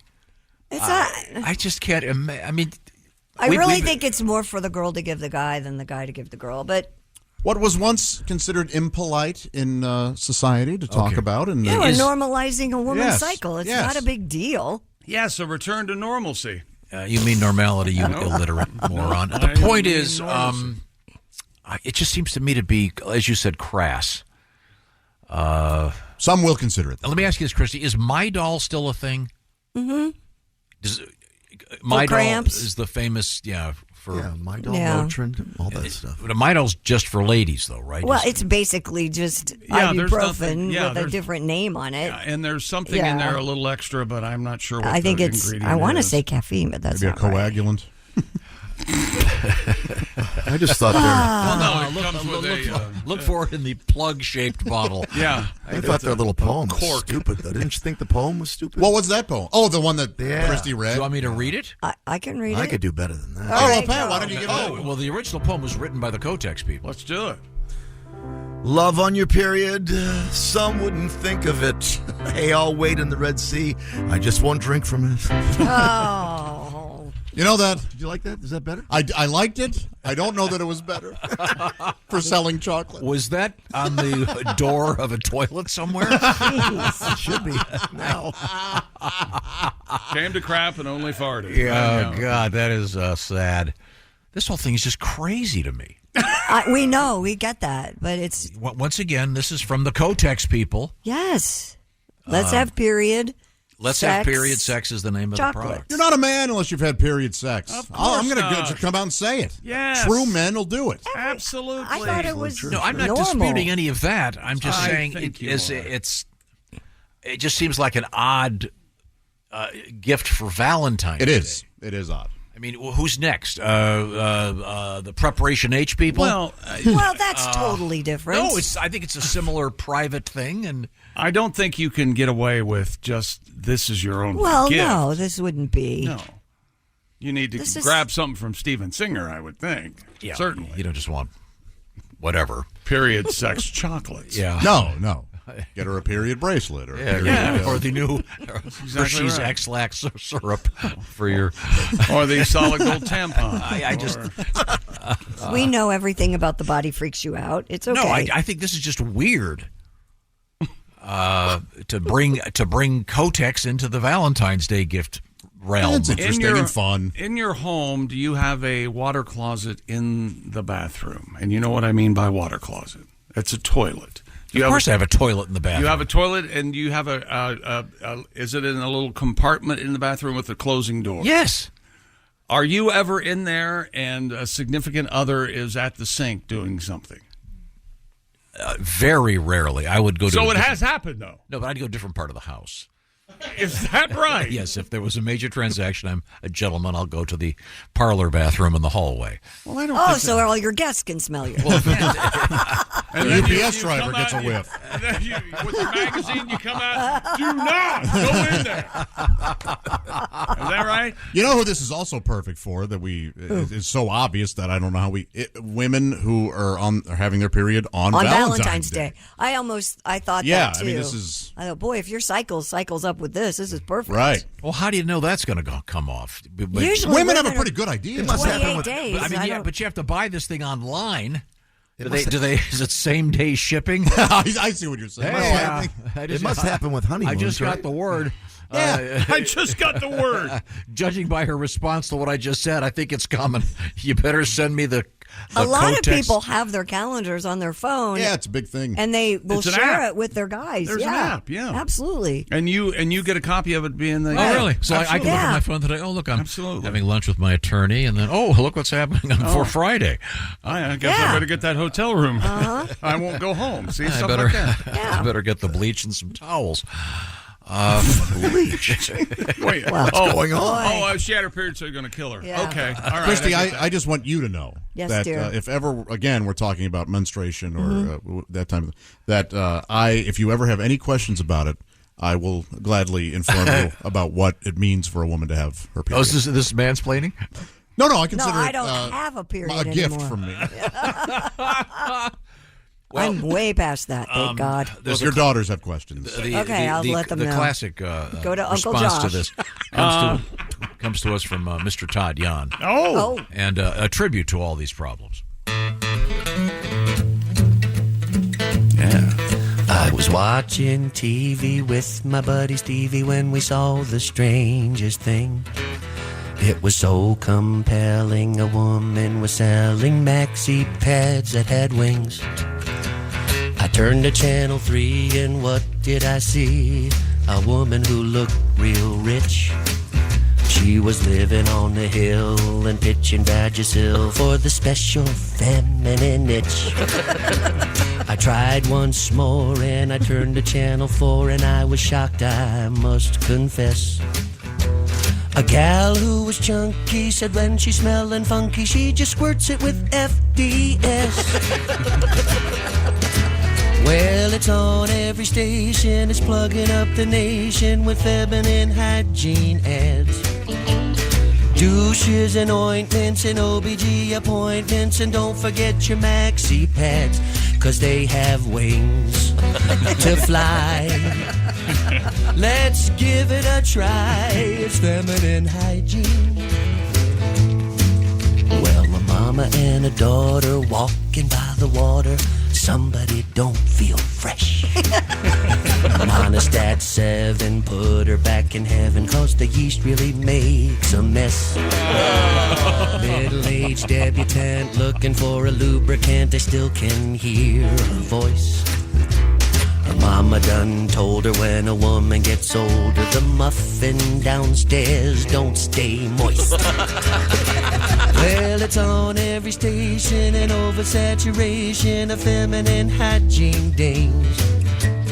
Creams and lotions and all her emotions and all the water she retains. It's so insane, this game. There's too many names for feminine hygiene. Why do we have to view all that stuff girls go through? It's really got my stomach reeling. Let's give those ads we see a hysterectomy, or at least make them more appealing. 'Cause they're on every station, an oversaturation of feminine hygiene ads. Douches and ointments and OBG appointments, creams and lotions and all her emotions. Summer's even Massengill, and if you itch, huge Vagisil. Kotex, Tampax, Gynacort and Yeastex. Norforms, Pamprin, Feminique and Replens. Motrin, Midol for when you're suicidal. Monostat, Femstat, a plug for this, a pad for that. The list goes on and on. It's so insane to me. It's on my TV, it's feminine hygiene. It's on my TV, it's feminine hygiene. Oh, yeah. Mr. Todd Young, one of the greatest live performers I've ever seen, and the classic feminine hygiene. Mm-hmm. Thank you very much, Todd. In honor of the product, what is it once again, Christy? The just in time for Valentine's Day. It's called Let's Have Period Sex Chocolates by Kotex. Get some of those in here. Amazing. Here's a couple. I'll try. Here's something for you, Tom. Time of the month. On the rag, of course. We're all familiar with that. Painters are in town. There are communists in the funhouse. Ever heard of that? Wow. That's silly and funny, yeah. The English have landed. Oh, yeah. Monthly visitor. Clueless taught us riding the Crimson Wave. Crimson Wave is on here. Yeah. Call me Moses. I'm about to part the Red Sea. And Yes. Flo, right? Sure. Aunt Flo is in town. Yeah. Red Badge of Courage. Really? A little Stephen Crane. That's right. Mad cow disease. Oh, that's I can't imagine. Unfortunate. And just finally, to just give you some starters, checking into the Red Roof Inn. Thank you. You're welcome. Again, this is a real product you can buy. Yes. Yeah. Okay. Good luck, fellas. I'm flabbergasted. Someone I'm do going to that. buy you that for Valentine's Day. Let me know how it goes. Now, what's coming up? We have more sports? Yes, we do. All kinds of sports, including the Baltimore Orioles are for sale, and you better hurry. Somebody else is going to buy them out from under you. You probably need $2 billion, but still, they are for sale. Okay, I'm in for 500. All right. We do have, for the second day in a row, syphilis in the news. Hot dogs in a different story, of course. And they named those snowplows, in case you entered the contest. Oh, in Minnesota? What they named the snowplows. And for you, Josh, survey how many people think aliens walk among us. The answer is astonishing. See, this is another thing that freaks Tom out. Aliens and periods. Okay. Well, no, he's freaked out by there are way too many people that believe in aliens. That's what's freaking him out. And also, when aliens have their period, comes out green. Oh, man. That's weird. This is the Bob and Tom Show. Thanks for listening to the Bob and Tom Show this morning. Catch any part of the show you missed later today on our YouTube channel. Are on the way. Hey, welcome back to the Bob and Tom Show. Christy's here. There's Josh. Hello. Pat Godwin, Ace Cosby, and the Ace Cosby joke of the day coming up. I'm Chick McGee, and May need that right now. we're going to look at animals picking the Super Bowl over the years. Really? And No, we're not. That's too boring. here's Tom. Let's see now. Is that right? We need a palate cleanser. That's what I say after all that period talk. Really gave you the this- willies, huh? How long did you just go wash your hands? Did you hear me in there? It's been one of those days. Palate cleanser, please. Who's that sexy man with a deep voice? Ace Cosby, here he is with his joke of the day. On a quasi-related note, Yes. Captain Kirk himself, William Shatner, wanted to put out a brand of female underwear. Is that right? Sadly, it didn't take off. Nobody wanted Shatner underwear panties. That was Ace Cosby's joke of the day. All right. You've got to laugh at that. And you don't want to hear about the animals picking the Super I Bowl, hate but those, you though. let That's that so boring. crap go. Are we going to let Godwin do a song that is related to Okay, that? I'm just going to give you the animals, and I'm not going to tell you how, but hedgehog. Come on. A lion. A bear. I'd love to watch a hedgehog. Of course, orangutans, tigers, manatees pick the Super Bowl. That's funny. Hang on. Panda. Go, Christy. Ace Cosby's joke of the day is brought to you by the Sleep Number, folks. Yes, that's right. You can save 50% during the President's Day sale on a limited edition smart bed only at a Sleep Number store or sleepnumber.com. And you know who just got a new Thank Sleep you, Number Ace. bed? Christy Lee. King size. Because she's got a king living in her house now. That's right. Andy, that's her husband. My king. Oh. You know they had. Do you refer to him as Your Highness? Yeah. Could you do that from now on? Okay, sure. What do you walk to him? Your Highness. Your Highness. I can make arrangements. I could have a Should thing. I curtsy? I could get a thing for you to carry it around, and you'd press a button, and it would go ba ba ba ba. Hey, Your Highness, she left the milk out on the counter. Yeah, just the most sarcastic. Hey, picked up your socks again, Your Highness. Yeah. Hey, Your Highness. So maybe go, take Your the garbage out. Oh, really? You want to be congratulated? Oh, Your Highness has He's finished very before me helpful. again. Congratulations, King. You're Now you're Mr. Softy. Oh, yeah, boy. Oh, my goodness. You're a real sovereign. See, don't bring his name up. This just happens every time. Poor Andy. Did I bring his name up? Probably. Nope. I think You Ace- rarely bring him up. Ace did. Ace did. I'm sorry. Is that sports? You know, they had, and I think they still do this. They have a cow who picks the Super Bowl winner, and they have the helmets on a piece of wood, painted on wood, and the cow comes up, and whichever one he shats on, that's his pick for the Super Bowl. You got your tenses mixed up, but I'll accept that. Whatever. Okay. I could Super Bowl. He could have. I could have. I could definitely fix it if you'd like. I sure could. I don't give a damn. Okay. What else is happening? Cal Ripken Jr. and Grant Hill. You guys have heard of those two Sure. gentlemen. They're part of the investor group that has agreed to buy the Baltimore Orioles. Oh, that's cool. It's going to be in Cal's. And they will be renamed the Ripkins. Oh, is that right? That's not true. Also, former mayor, New York Mayor Michael Bloomberg and former Baltimore Mayor Kurt Schmoke. Oh. Smoky Schmoke. Smoking a pancake? The Blintz in a blanket. The group is headed by Baltimore native David Rubenstein, who's co-founder of the Carlisle Group. Carlisle Argyles. They're sock barons. Oh, that's right. Yeah. If you're wearing Argyle socks, chances are they were made Excuse by me, are those Carlisles. I remember that old ad. Additional investors revealed in the news release announcing the agreement between Rubenstein and the Angelos family, the folks that own it now.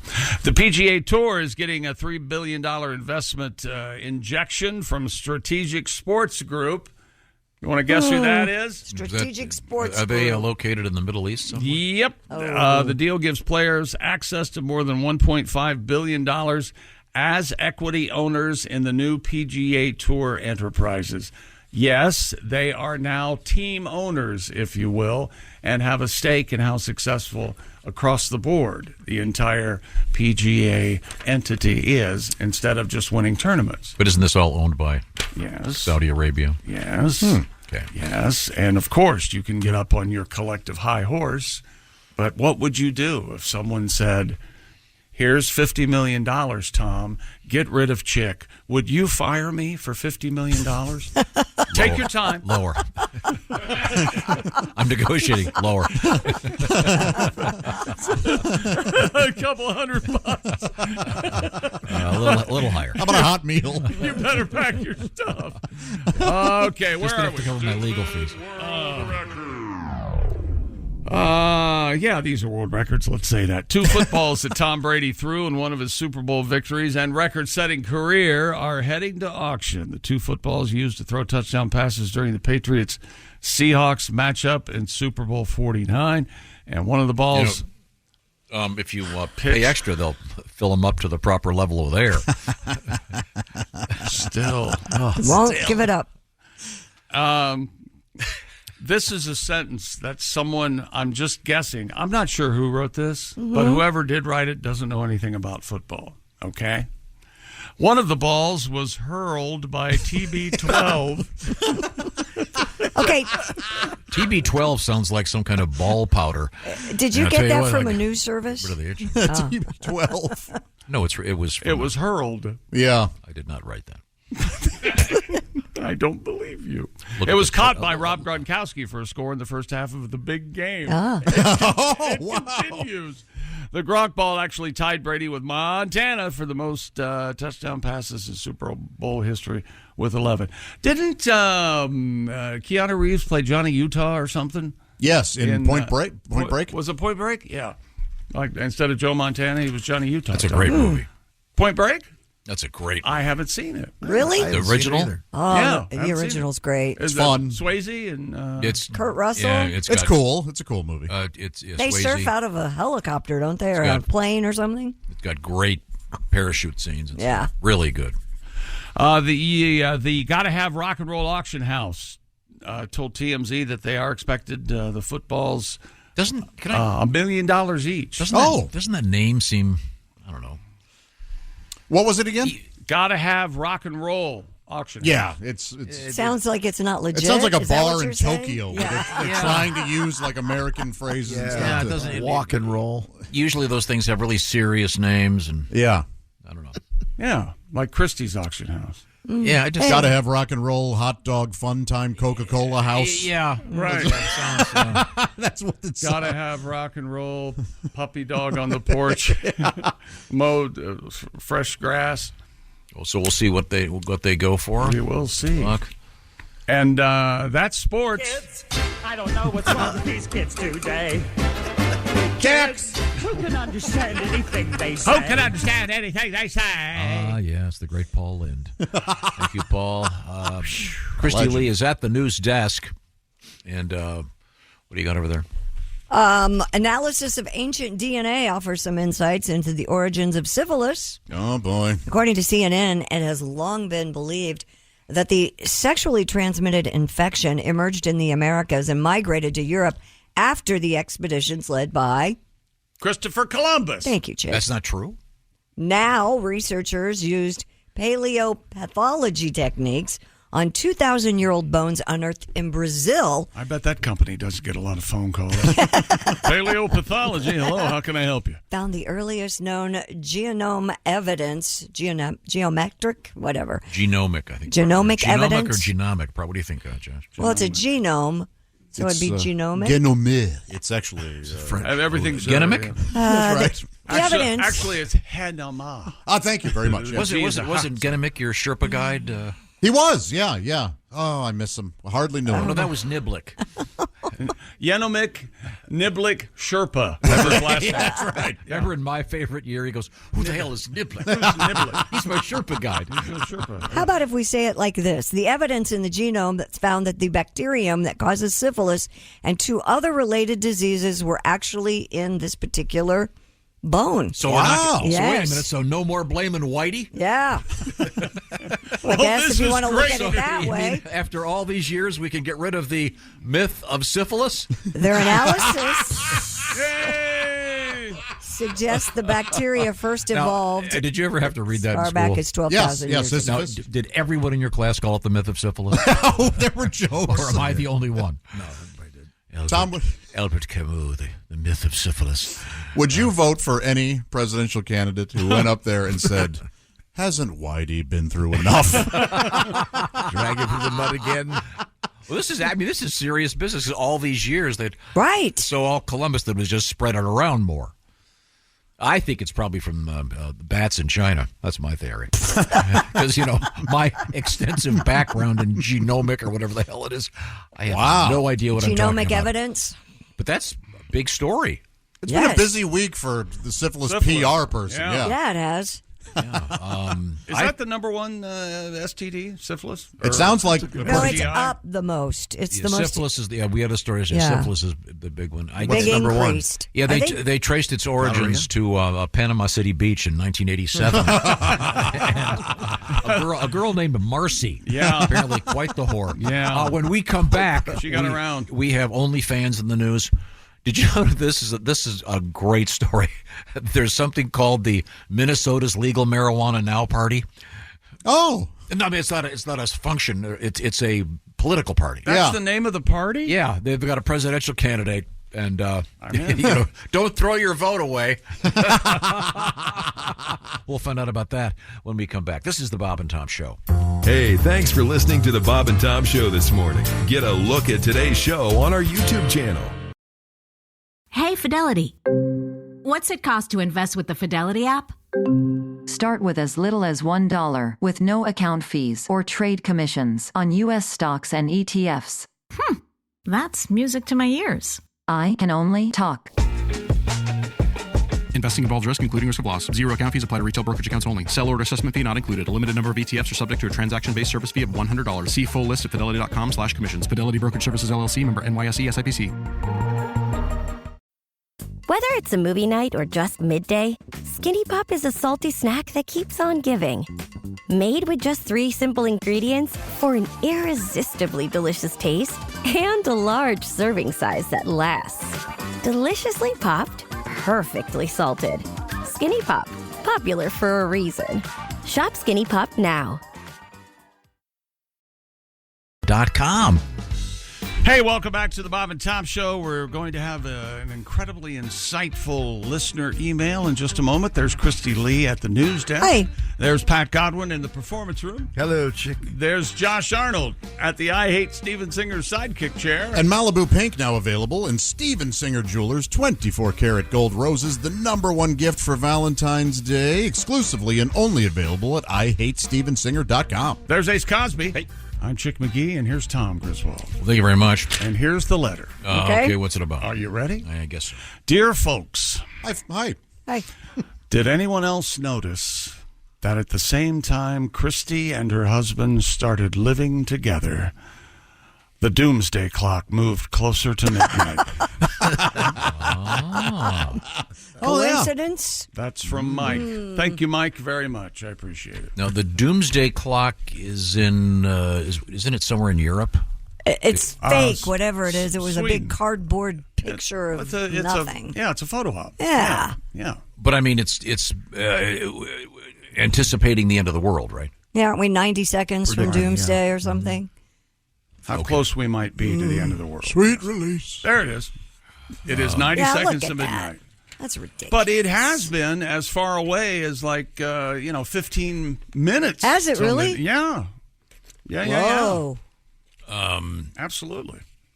And this is do they every year, the new year, they bring it back out? I think they have a big meeting, and they can have look cocktails, at the world and see what's going on. And check up how you been. Oh, I'm fine. How you been? I thought it was tasteless that they had Ryan Seacrest holding the event. Yeah, I know. It seems, but boy, they get him for everything, don't they?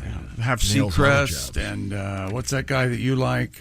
John Mayer's best friend. What's his name? Andy. Oh yeah, Andy Cohen. Andy Cohen. He'll come out and do the doomsday. That's nice. Good to know. Yeah. Christy Lee is at the news desk. What else is going on? Are you done over there? Yes, sir. Ma'am. Thank you. Sorry. A woman says she's been banned from dropping her children at the Christian school they go to in Florida I don't have a problem with this. because of the OnlyFans ad on her car. Michelle Klein told WFTV. Flowers and television. Oh, how nice. FTV. That she put a reference to her OnlyFans account on her car to draw more attention to her business. Sure, why not? Yeah, you got to make money, right? Klein says that since that time, it has sparked controversy at her children's school, Liberty Christian Preparatory School in Tavares. Hilarious that it's called Liberty, and they want this woman to stop doing something. And is now forced to drop her kids off across the street. Klein, who goes by the name Piper Fawn online, defended herself, saying OnlyFans is another legitimate business. Throw it up there. However, she says she would like the school to provide her children with assistance to get across the busy streets safely. Yeah, no kidding. Yeah. Yeah, that's not... One parent complained that Klein's ad is far from discreet, taking up the entire back windshield. Oh. What is taking place on her OnlyFans page? Well, we're going to find out. On her knees praying? I don't. She's a sexy redhead. Oh, I got a blonde. Oh, I have nothing but red over here. Yeah. Wow. And well, maybe there's she changes with the seasons. I cannot see her face yet. Hang on. Oh, I bet that costs extra. I don't know. Huh. So interesting. Hyper fun. I thought it might have been, and Tom, maybe you're familiar with this. They have an incredibly stringent rules and guidelines and protocol for dropping your kids off at school. Oh, yeah, absolutely. And you have to go this way and that way, and don't. Absolutely. And you do not deviate, or you'll be shot on sight. There are cones up, all kinds of stuff. Yeah, I thought that's what it was. Yeah, They were it's cones. strict. Yeah. Mm-hmm. Well, who complained? Certainly not any of the fathers. Oh, and wait a minute. Certainly not. Okay, on this, one of the mothers said her ad is far from discreet, taking up the entire back windshield. Okay, I'm looking at what would that be? Look, that's a different car than the one that I have. Oh, here we go. That's interesting. Oh, okay, and that Yeah. is a different Piper Fawn than who I'm looking That's at. her. And this is her ex account. What are the odds that there are two Piper Fawns? I don't know. Nice. What do you? What's a herd of Piper Fawn called? Judging by that photograph, a rack of Piper Fawns. Well, thank you very much. Goodness What else is happening at the Bob and Tom News desk? A Missouri lawmaker defending a drafted rule that would allow senators, this is great, Senator, to challenge each other to an old-fashioned duel. Yes, finally. Politics I can get behind. Me too. I would watch this. Absolutely. I'd make a day of it. Yes. Tonight's KTVI. debate. Yeah. Ms. Klobuchar has chosen pistols. That's right.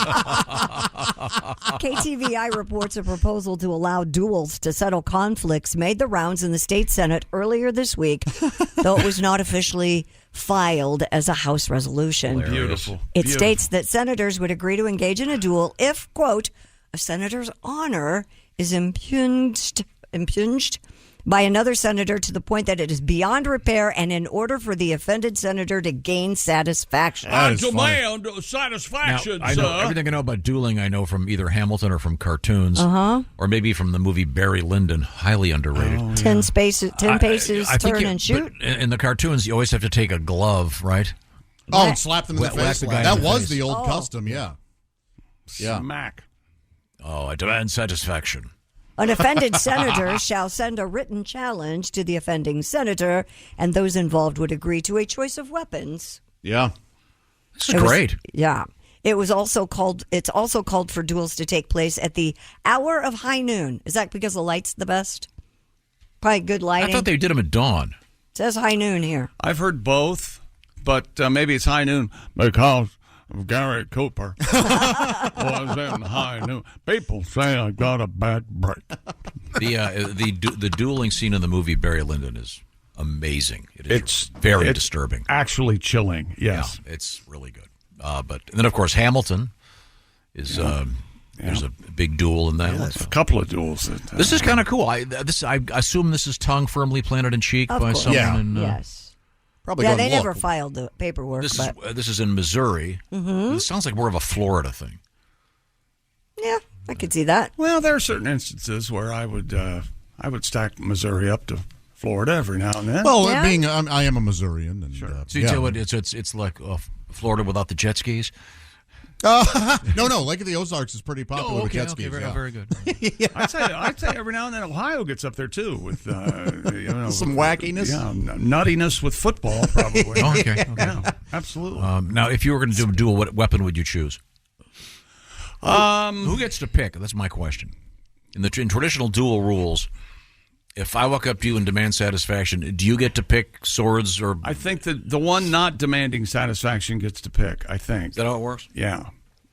And I think you have to go with pistols, right? I don't think you have to. I think you can go they're in a whatever you box. want. You open the box. There's the pistol. What do you like? An offended senator shall send a written challenge to the offending senator. Those involved would both agree on the choice of weapons. Oh, yeah, we're missing the whole. You got to agree on it. These people can't agree on anything. No. You have to have a second. Well, you want it to be fair. Right? Who would you have your second, Tom? Would you let me be your second? For some reason you can't continue, I would be your second. And then, so you'd be handling the weapons, or would I be the one you demand satisfaction from? Maybe I've got this. Well, what all are the bad- dueling backwards. weapon options? Guns, swords, slingshot. Slingshot. I mean, maybe a bow and arrow, but if one's a skilled Bow and archer and arrow. the other isn't, Yeah, that's not fair. not fair. So, No. so that's why they have both agree. Okay. But whoever gets to pick, if they are a skilled archer, too No, bad. but they have to agree on it. But isn't Too the bad, the other Dad, guy so got sad. in the cartoon, the best the duel is where the one guy walks and the other walks backwards right behind him. Always hilarious. Yeah, okay. Well, that's fun. A little fun in politics. We have more politics in the news, but this is fun stuff. Okay, Yeah. good. I know we have the Marijuana Now party Yeah, that's what we're going to talk emerging about. in the world of politics. Plus, we have a great survey about aliens walking among us. Also, comedian Al Jackson will be weighing in shortly. We have news about Dead & Company, John Mayer in Las Vegas. And some news, once again, about the Minnesota snowplow competition, in case you were paying attention. But right now, I want to talk a little bit about those Super Bowl parties. And the ideal thing to have, you got to get on this today, would be some delicious cheese from Gardner's Wisconsin Cheese. Right, Josh? That's exactly right. They have artisan meats, quality cheese. Gardner's Wisconsin Cheese has everything you'll need to serve up amazing snacks during the big game or any occasion, including those famous squeaky curds. They're made fresh in the morning, most often delivered to your doorstep in about 48 hours nationwide. Plus, there's a new flavor of curds out there. This is available for a limited time only, so don't miss out on this. And man, is it perfect for the big game? I don't know what one's allowed to say. Gardner's Buffalo Wing Cheese Curds, only available through February 6th. This is a must-serve for your football festivities. Buffalo Wing Cheese Curds, everyone's gonna love them. Don't forget to bring the oven-baked cheese as well. It arrives pre-baked. You just heat it and eat it, grill it, skillet, or air fry it, even microwave it. Be sure to try Gardner's newest flavor, jalapeno oven-baked cheese. Man, oh man, some spicy, ooey-gooey cheese for the big day. From super sharp aged cheddars to summer sausages to their meat sticks, which make great stir sticks for Bloody Marys. Check out all the flavors and bundled package deals at GardnersWisconsinCheese.com. Try them out. You hear a lot of ads for a lot of different things. This is a product I think you're really going to enjoy.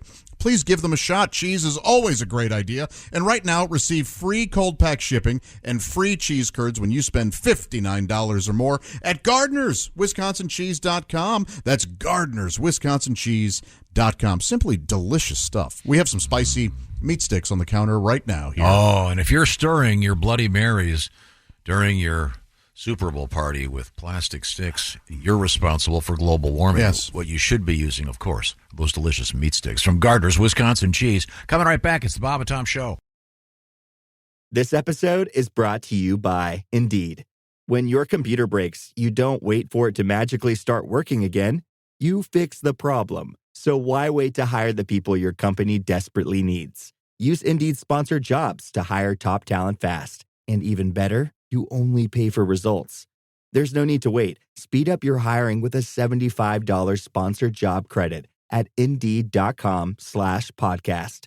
Terms and conditions apply. Over the past several days, 3 females have been found dead. Looks like someone's going after these girls.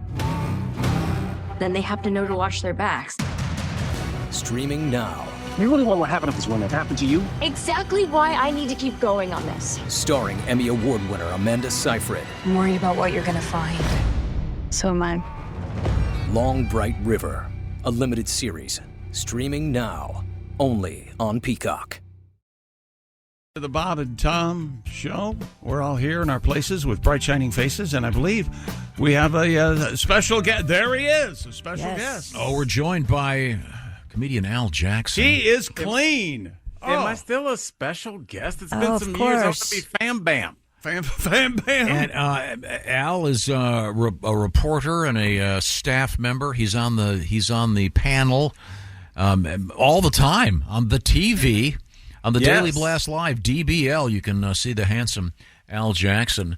And, I never miss a day. I love working. Now, Al, you and I, we talk about language a lot. I got a real quick question. Tell it to me. I was buying some gifts before the holidays, and I said to Kelly, Just say hard drugs, Tom. I said to Kelly, I'm gonna go buy some booze for so and so, and she goes, no one calls it that anymore. No. What in your parlance? I know that you're a non-drinker, but if you were going to be getting some alcohol-based gifts, what is the street term that you would use? I put my time in. It's just like a retired colonel. He doesn't go to war anymore, but he did something to earn those stripes. I drink enough where I can answer this question. You can call it a bunch of things. The way that my friends and I, it was very specific. So, like, oh man, last night I was on that yak. Like, what do you think that means? On that yak. Is that a brand of something? Yeah. Yes. Oh, what's the second syllable? Type. No, cognac. Yes. Oh. Yeah. Cognac. Yeah. So, like, that's like Hennessy, brandy, all that kind of stuff. And then you say, I don't mess with that brown. I don't mess with the dark liquors. Jack Daniels. I drink the clear. So you're more of a tequila, vodka guy. Mm-hmm. So, or you can even go that lick. which is really just short for alcoholic, really. But it really just not liquor. Yeah, just liquor. Like so I was on that lick last night. Oh yeah, definitely. So booze is definitely out. I'm trying to think. When would you? No, I would say because we're probably gonna have a Super Bowl party. I would ask my girl, do we have enough booze? There we go. Yeah. I'd probably say that. Yeah. Now my mom would say hooch. I asked, is that some Depression era? That's actually an Inuit expression from up north. Inuit, is it? Yes. Really? Yeah, seriously. Oh, that's where it came from. Oh, well, I mean, hooch is just. I feel like it's regional. I feel like if I went to my ex-wife's part of the country, Indiana, southern, like they called it hooch. My fam in Ohio, hooch. West Virginia, hooch. Yeah, I think hooch is just a regional thing. I don't think in Arizona they would call it that though. I feel like hooch it's probably something that's made that you can't find at the store. Uncle's got a batch of his special hooch he makes at Christmas. Yeah, like moonshine or something. Turpentine. Mm-hmm. Shout out. It's okay. Yeah, it's also good for getting the rust off of your bicycle wheels. Al, we had a disturbing story this morning, and I don't think this is so disturbing. Yeah, I can't imagine that they would let you even talk about this on your show. And you have some very bright women on the show. And yourself, of course. This just really bothered you, doesn't it? I'm also a bright woman. This is from the Kotex people, and it's a Valentine's Day gift. Go ahead. They tell them. partnered with food brand Fazy to create the quote, "Let's have period sex chocolates." It includes 5 truffles made with vegan dark chocolate and shatavari, an alleged libido boosting herb. Again, would you present this to your sweetie? No, because it's such a libido killing thought that I don't know if the chocolate could be enough to. Are you supposed to be like, hey, I could get used to this? Like, it's a very gross. Look, no, I'm going to take that back. I'm not going to sex shame. If you are fine with the natural situations, bless you. But that's not for me. That wouldn't. I think the bigger thing, Christy, I don't like mixing sex and food. Oh, that Tom's doesn't like do that anything. too. Yeah. But also, I don't want honey anywhere or whipped cream. Would you get out of here? Presenting "Let's have period sex chocolate" seems to me to be almost anti-romantic. It's very strange. Yeah, it's too clinical. I can't imagine anybody would do this. But wouldn't if you did that? Isn't it kind of insulting? I think it's the opposite. I think it's funny. I think it opens up. Oh, hey, this is cool. It's all good. I'm okay. Yeah, I don't know. Whatever floats your Christy, boat. maybe I'm looking at this differently. Are they saying it's if you like this, then eventually you can get comfortable with performing at that time of the month? Is that what this is saying? I think it's clear. I think I would give it to my man to say, "Hey, it's okay. I'm fine with it if you are to have sex during my period." Oh! I thought we were talking about. But it's a Valentine's Day gift. So yeah. Oh, okay. No, okay. Look, sex during the period is that's per couple discussion. But I'm not anti. I'm not. That's not that crazy to me because everybody's situation is different. Everybody has a towel. Yeah, right? but I mean, celebrating it with a chocolate box is what's bothering me.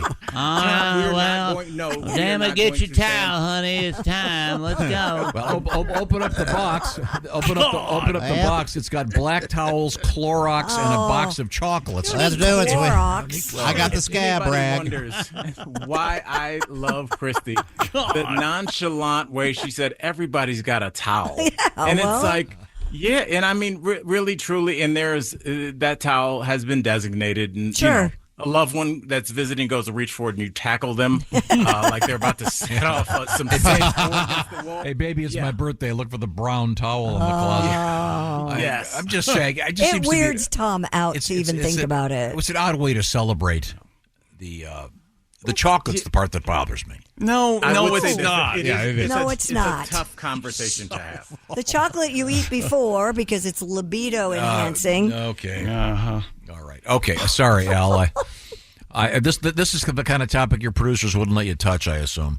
I think we could dance around it. It'd be fun. Because look, there's this weird thing.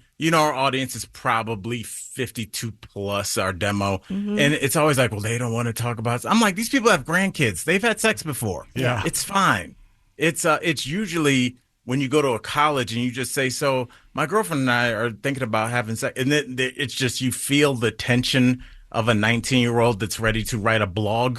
I went to a comedy show and I was offended and I didn't know. So yes, I think yes, that Christy Lee's response is why I told you, Tom, since I was a youngin', which is actually our first word today. So, and not in this context, I'm using it. Since I was a youngin', I've liked older women. I always have. I never liked my sister's friends. I always liked like my mom's friends in the kitchen. Back in like 87. What's the biggest? You come downstairs. Biggest band for you? What's the biggest band for you? She means of age, 20? by the way. 20 years? Yeah, probably. She was 20 years older. Well, that is so odd that you would mention that, Al, because Tom found himself in the same situation. His mother would have play bridge, and this is a lie, Al. Her mother's friends would come. He got laid by a couple of his mother's They often friends. seduced him. And they used bridge mix. They used See, bridge chocolates, mix. that's why you have a problem. Sorry, Al. Here, young feller, suck on this. Okay, Al's job on this show is to help me get hipper. Do we have any language issues today, Al? Yes, Tom. Let's go with the word I just used, and not in the context I just used it. The word youngin'. When would you say that? What does youngin' mean? So, it doesn't mean a younger person. No. Youngin'. Is it an activity? I was youngin' last night. No. Okay, That's a good guess. that's a fair guess. I'll take I think. that. No. Youngin'. Is it a thing? No. Okay, Josh, you're looking puzzled too. Any thoughts here? No, none. Young. Does it mean dressing in a way that makes you look younger? No. Young Good guess, enough? though. Anybody got a guess before you? I don't. Babysitting? I don't know. Yeah. No, that's a good guess. No, youngin's just like a way to say. It was really an East Coast way to say girls. Like, so I'm talking to this youngin over there, and she's, acting like she's got a boyfriend. Okay. It's just, I don't know why it is. It's just like, and it's always has to do with above age women, but it was just like the way that people the way the men talked about women for a long time in the early mid 90s. Oh, wow! Yeah. All right. There's a bunch of youngins over there. Now that youngin would be 70. But well, that's the way big facts. Time works. Yeah. Okay. Just checking. What else have we got, Al? Tom, that word would be one time or phrase. That phrase. What does the phrase "one time" mean? Wow. In what context would you use that? One time. Is it something you would only do once? Kind of, sort of. That's where the name comes from. You're on the right track, but you're still fishing in the dark a little bit. I only gave her the Kotex chocolates one time, and if you're just one joining night us- stand. One She night was a stand, one time. yeah, one time. No, it's not no? sexual. Oh. It's not a good thing. That's a big hint. Does it have to do with law enforcement? It sure does, Ace. It's Sir Because it Mix-a-Lot. only takes one time. One time be got- gone. What is it, Ace? I just know the Sir Mix-a-Lot song. One time Make a got no mistake. case. Yeah, one time. I think it means the police Yeah. are showing up at one time. Yeah, period. or just the police in Yeah. general. So just like, hey, put that joint away, one times around here. Ma. So it's another way to say 5-0, or as you would say, Tom, the fuzz. Yes. Mm-hmm. Yes. Yeah. As you would say with your fellow Jets and Sharks. Is Po-Po still valid? Is that out there still? I don't think so. Po-Po's Anytime going you hear the 5-0. word po-po, it's on a rap song that's on a CD. So no. Yeah. But don't forget, Tom, my man 50 grand is still out there. Okay, so good. don't I'll ever use that. stop using it. Yes. I would assume that I kind of like that. the slang term "cops" I think has kind of stuck around, like the word "cool." Cops Cops has been around for a long time, and I don't think it's going away.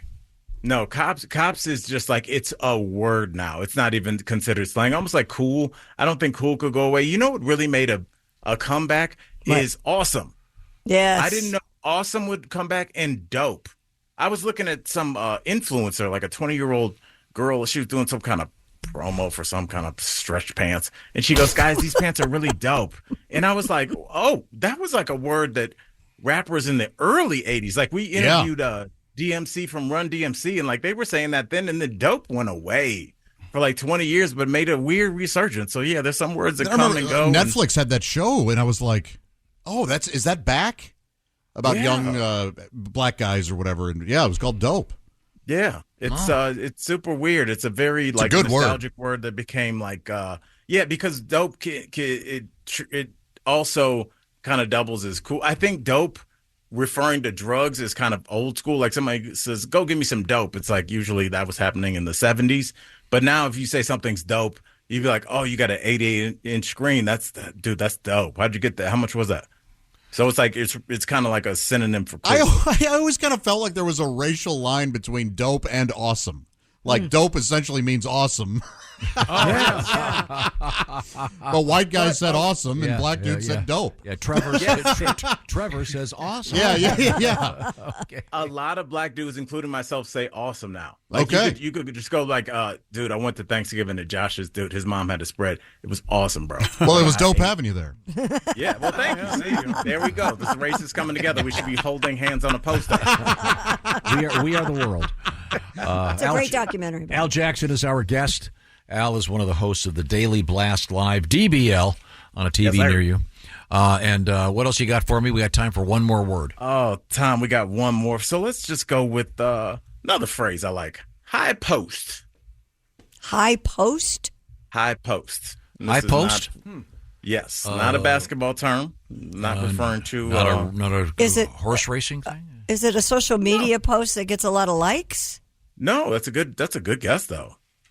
Is it what you say when you're walking past Mr. Malone? High post. You could. Yes. What's that thing on your face? Is that what you'd yell at chick? Is it like Wash your face. Is it like setting a high bar for something? Yeah. Like that's look at Tom with the that wasn't a walk off because you didn't guess. You know what it was? You fouled 2 off, and people are like, oh, he's going to strike out, and then you hit a screamer for a triple. That's exactly what it is. That's just like like Christy Lee. She's been in radio. She's very successful. I'm just a young guy, trying to get started in TV. I can't deal with her lifestyle. She's probably too high post for me, even though she's not. Right. You just be like, oh, that she. It's like it's high end, life of luxury. So Tom, before we go, please use the phrase high post. Wow. I don't know. I could never do stand-up comedy as well as Al Jackson. He's too high post. I'll take it. That is not correct. Pretty basic. Just trying to be cool. Mm-hmm. Hey, you were very dope with You're that, awesome. I went to buy some hooch, and I'll tell you what, that I didn't have enough money. That booze they were selling was so high post. Yes. Is that closer? It would be more closer, but more just like I've always heard it with close, but referring to women. Like, oh man, dude, I work a regular job. She wants me to be all high post when we go out. I don't have that many nice clothes, so it's kind of like it's referring to like women and like a lifestyle that they kind of expect. And maybe you can provide it. Like, hey, I can provide that high post lifestyle you're looking for, Christy. We're on season 7, girl. Yeah, we are. All right. That youngin's going to get, never mind. You don't want somebody to clip and isolate that. Yeah. That youngin. Well, thanks, Al. You got any live gigs coming up?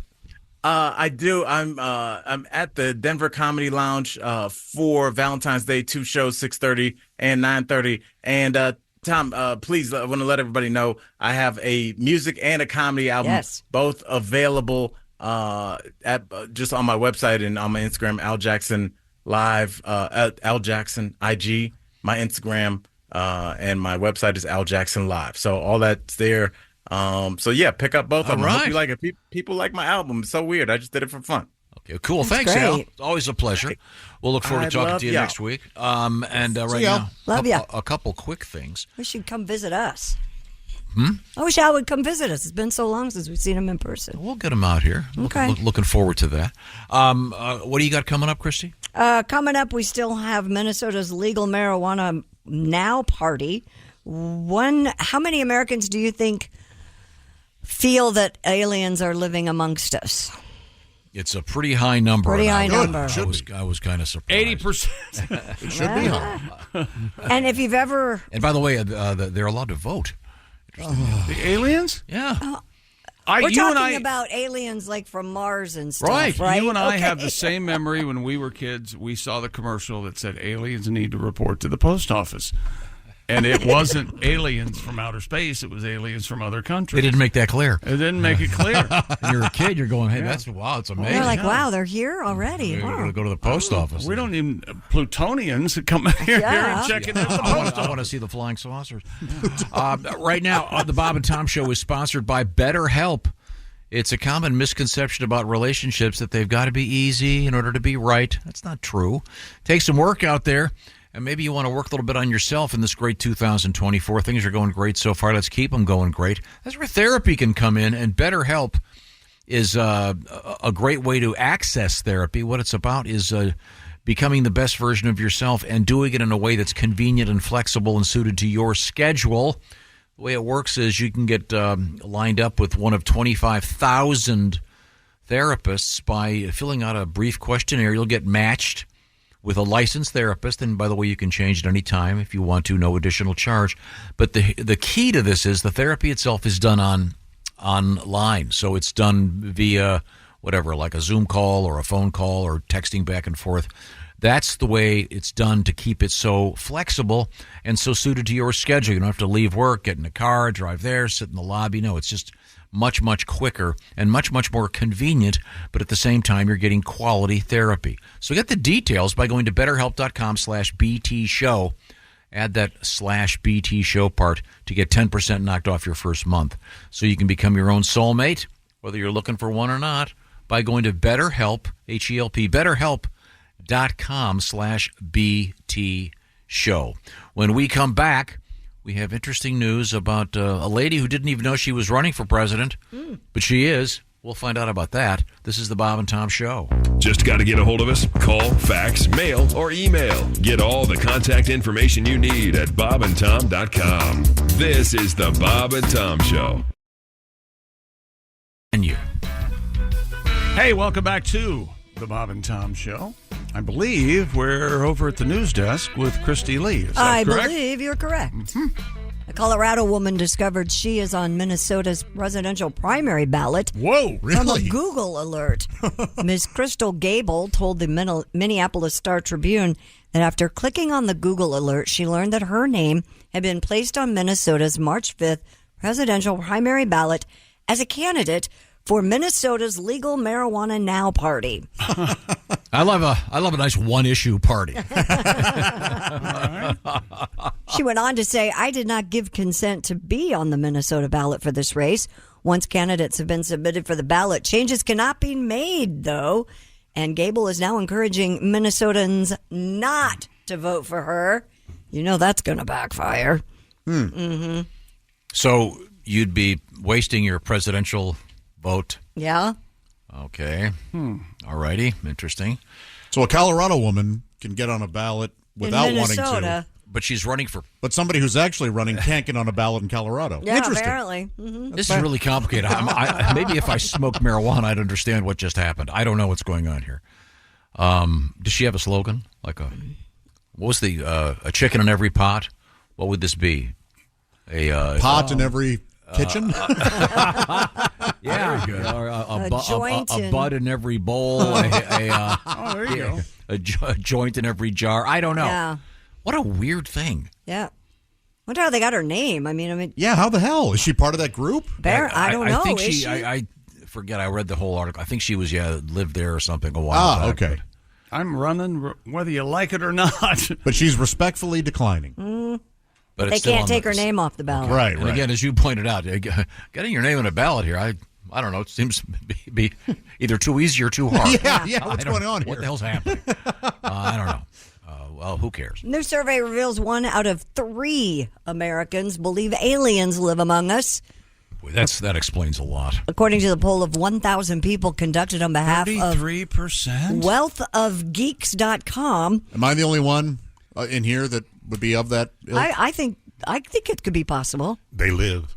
Really? Oh, You think yeah. they'd allow what's happening to be happening? 35% said they feel aliens may already be present here on Earth. They'd move. You ever heard of the Prime Directive? You can study a group without actually altering or affecting their or changing their culture and their That ways. would be the ideal experiment without having an experiment without affecting Without them. affecting things, the Heisenberg principle goes out the window. Right. Yeah. 40% of those surveyed disagree, 20% unsure.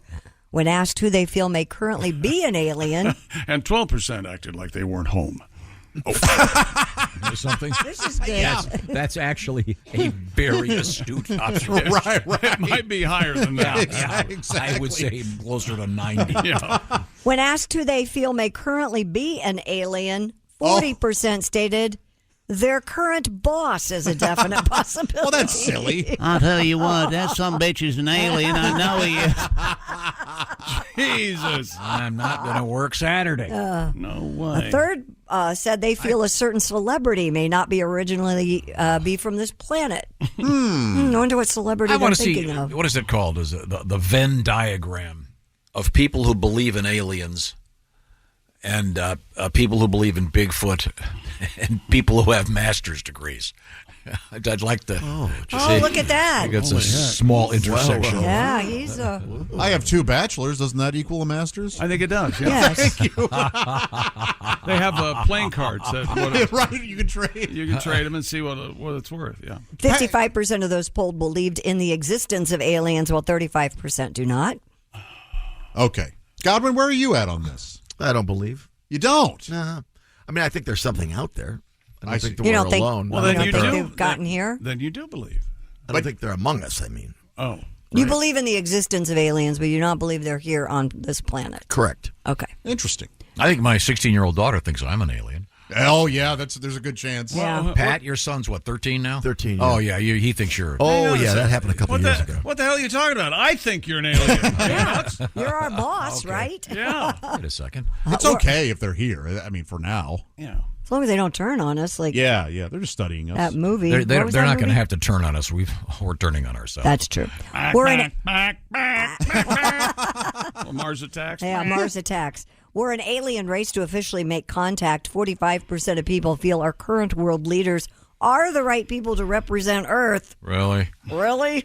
Really? 40% said they believe they would be able to secure peace if personally chosen to represent our planet. That's right. In talks with Is- extraterrestrial life. Is the phrase "take me to your leader" is that from an actual movie or was Yes, it just cartoons? I wonder where did that started. start? Yeah, that's really good. I wonder what the first case of I "take don't know me to where- your yeah, leader." I don't know where that started.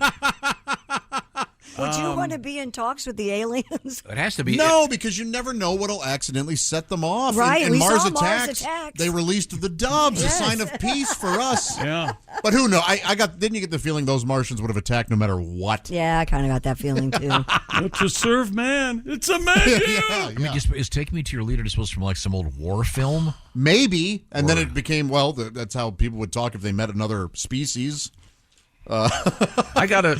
It feels like Rod Serling is at the bottom of "Take Me to Your Leader." Somehow he had something. I'll to look do. it up I would during think the break. I would think early 50s. Take Earlier me than to your that? leader. Yeah, exactly. Yeah. Maybe It's you think but- it's Narada, Klaatu, Nikto? That's what I thought. I don't know that it's that movie. Michael Rennie or Right. yeah. The Day the Earth Stood Still? Yeah. And that's a good flick. Did they say "take me to your leader"? That's what I thought. I think I don't do. know if they do or not. I thought they did. Klaatu, Narata, Nikto. or Varata. Yes. Honey, I'm in there- love with the alien. Is there a porno version of that? Oh, yeah. The Day the Earth Didn't Stand Still. Oh, I thought you're going with Klaatu. Karatu, Falato. The Day the Girth. Oh, I like that. Remember, everybody thought Klaatu was the Beatles. They got back Band, together. yeah, absolutely. This is saying in multiple. Now I'm just reading from the internet. Sure. Take Me to Your Leader, believed to have originated in a 1953 cartoon by Alex Graham in the New Yorker magazine. Oh. It depicted two aliens telling a horse, kindly take us to your president, which it morphed into leader. Yeah. So I don't know. I like that very much. Yeah, that makes Two sense. aliens saying to a horse, Yes, take us to your president. Uh-huh. Okay, that's crazy. We're going to come right back. with comedian Well, Jeff Dunham. At least you let us know. This is the Bob and Tom Show. Reach us toll free at 1-888-BOB-TOM-1 or at bobandtom.com. This is the Bob and Tom Show. BTW, FYI. Visit Nexplanon.com RN to learn about Nexplanon. It's an adjustable implant, 68 milligrams radiopaque. Or ask your HCP IRL. Okay, TTYL. That's service. Welcome back to the Bob and Tom Show. Christy Lee at the news desk. Hello. There's Pat Godwin. There's Josh Arnold. Hello. Ace Cosby's here. I'm Chick McGee. We got a very special guest coming up. It's Jeff. There he is.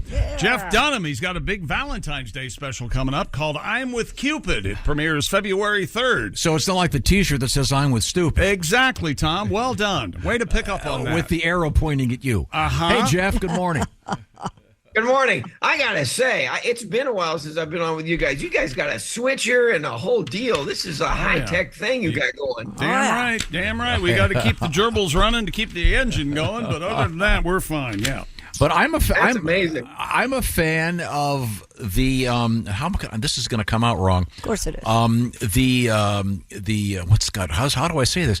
The excellent way that you use a traditional form of entertainment with your friends. How does that sound? Let me reinterpret that. It's amazing that you use this old tired art to get anybody out to a show. That's what you just said.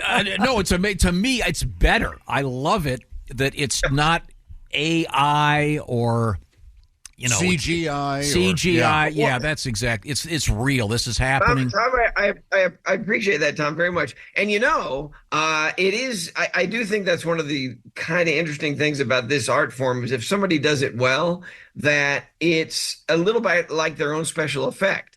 You've got this inanimate object that suddenly comes to life, and if the person that's doing it is good, it really comes to life, and that suspension of disbelief is gone, and is there, and you've got your own special effect going, and there's a thing that shouldn't be alive, actually alive, and telling jokes and ad-libbing.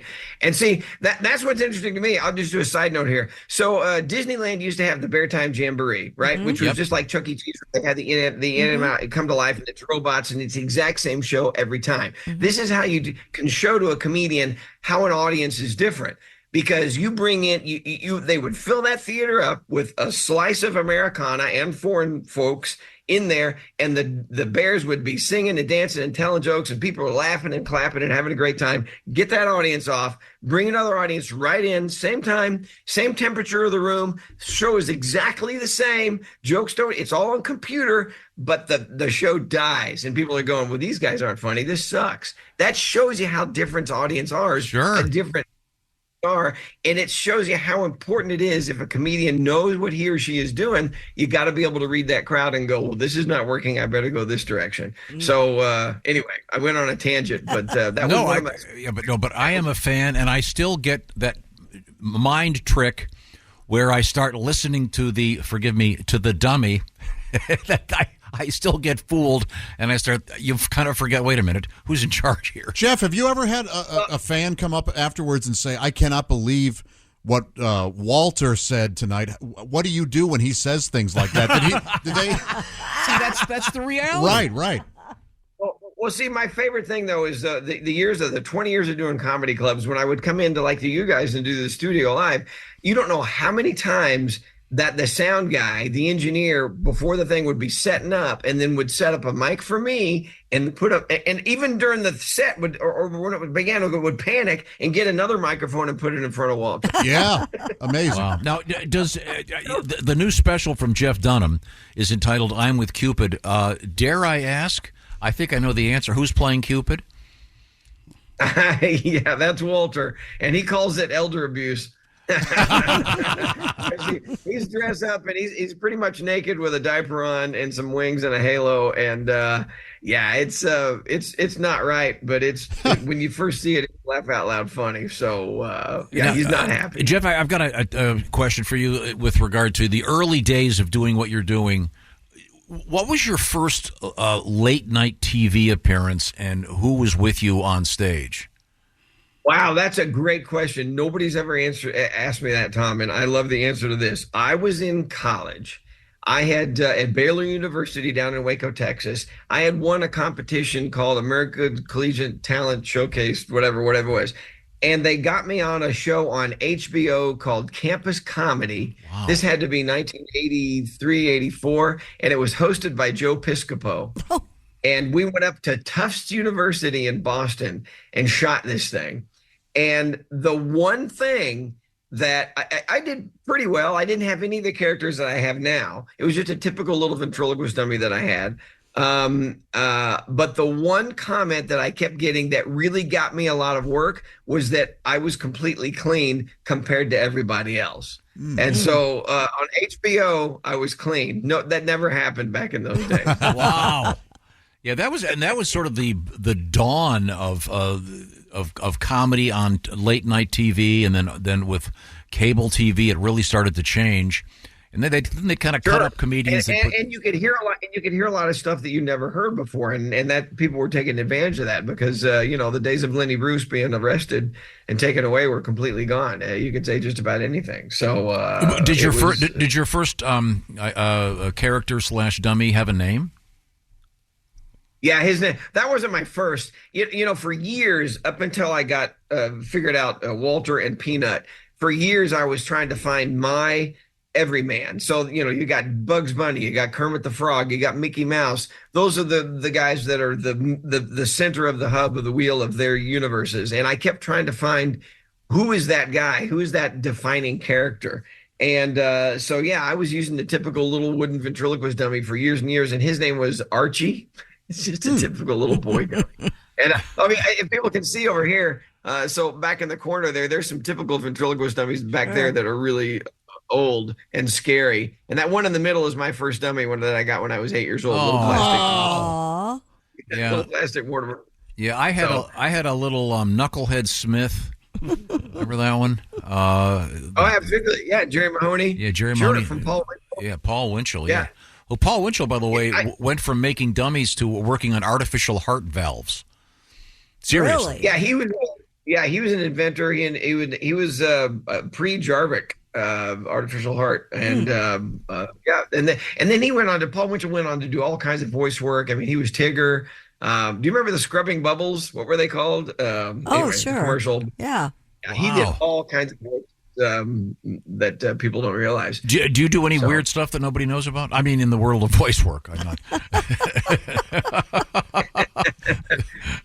No, you know what? I honestly, I've been on the road doing these arenas since 07, 08, and I don't ever take any time off, and I don't have any time for other projects. And it's like people say, you want to do this and this. And I'm like, well, that's not as much fun as the road, and it doesn't pay as well as the road. And I've got we've been doing these tours for a long time, and I've got 12 crew guys, and we're like a giant family, and it's like a bus and truck, man. We just go gig to gig, and we average 5,000 to 12,000 people a show. And it's just how, somebody asked Leno one time, when are you going to retire? And he goes, let me get this straight. I get on a plane, I fly to a gig, I get off the plane, I walk on stage, I talk for an hour and a half, people laugh their butts off, and they give me a standing ovation, I walk off, they hand me a big check, I get on the plane and I go home. What part of that do I need to retire from? And there's nothing better than making a bunch of people laugh. It's just like, it's cathartic. And you guys know that when you have a good morning and the show was great, you don't know why, but you just know it was great. And even though you've done it forever, sometimes you walk out of there going, this is really not a bad gig. I love this. Yeah. So that's 1923. We did that the first 10 minutes this morning. It's been downhill ever since. Let me ask you this, without getting too deep into your personal life. You say it's great to make a lot of people laugh. Do you find sometimes that you have to resist the phrase "throwing your voice" in intimate moments with people? God. Here we go. I was always wondering if, like at Senior Wences's funeral, if someone went up to the casket, picked it up, and went, "All right."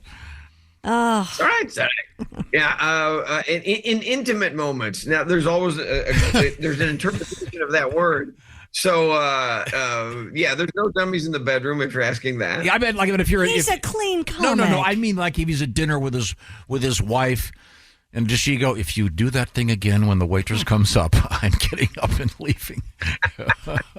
Yeah, there have been times I used to do that kind of crap in the classroom in high school and college and stuff. So I would say one time, this had nothing to do with ventriloquism, but the teacher thought it was. Do you remember those laughing boxes that were in a bag? And those things? Okay. So I made one radio controlled, and this was in the 80s. I was at Baylor. We had this giant lecture class, and the professor would stop. It was 2 hour, what were the hour and a half class? And halfway through, he would stop and do the joke for the day. And it was always a horrible joke from this professor. So I made this little box, radio controlled, and I put it in the trash can at the front of the room. So, and here this class was, how many in a lecture class? What do you got, like 50 people, 60 people? Mm-hmm. And he stops for the joke for the day, and he tells a joke, and it's a lame joke. And then I hit the button, and the thing starts laughing. He stopped. He looked down. He looked up at me, up in this mass of students, and goes, "Mr. Dunham, are you doing that?"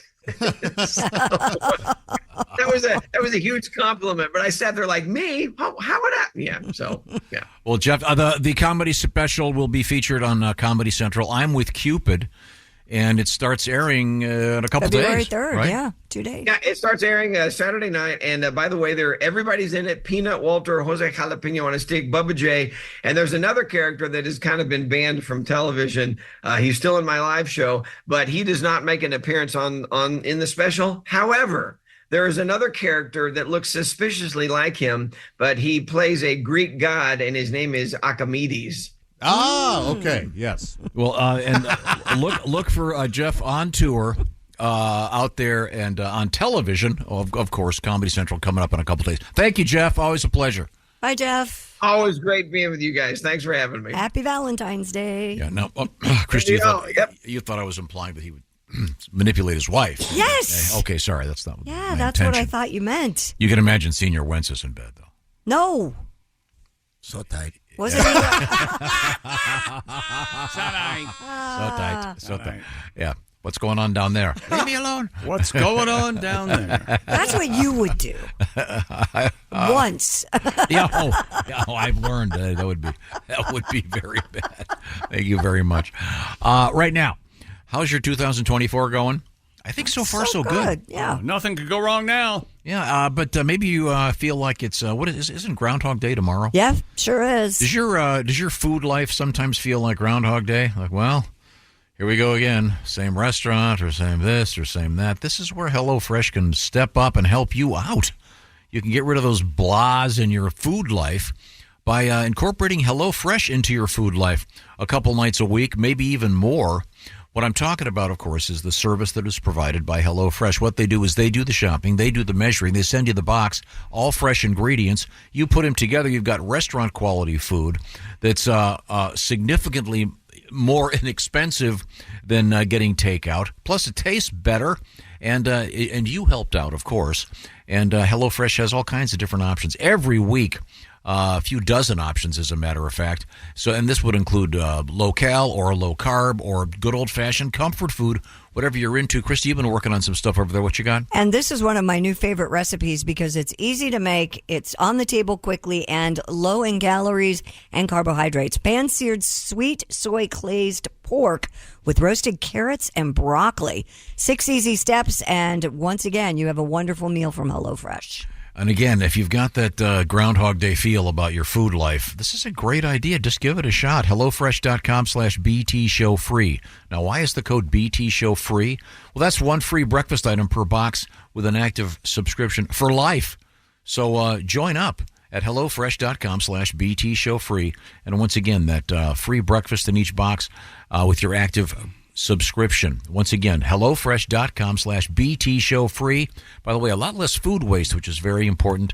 And you're going to clean the plate because the food is so good. You're going to clean your plates just like your kids will. Now, coming up in the news, we've got Christy Lee, a bizarre story about something called the puffer fish. Yeah. Which sounds sweet and delightful until it kills you. We'll find out about that. This is the Bob and Tom Show. This episode is brought to you by LifeLock. It's tax season, and we're all a bit tired of numbers. But here's one you need to hear. $16.5 billion. That's how much the IRS flagged for possible identity fraud last year. Now here's a good number. 100 million. That's how many data points LifeLock monitors every second. If your identity is stolen, they'll fix it. Guaranteed. Save up to 40% your first year at LifeLock.com/podcast. Terms apply. Hey, welcome back to the Bob and Tom Show. I love this song. It's Duke, right? It's Duke. Mm-hmm. It's Duke Tomato, right? Mr. Duke, now Dr. Duke. Dr. Duke, yeah.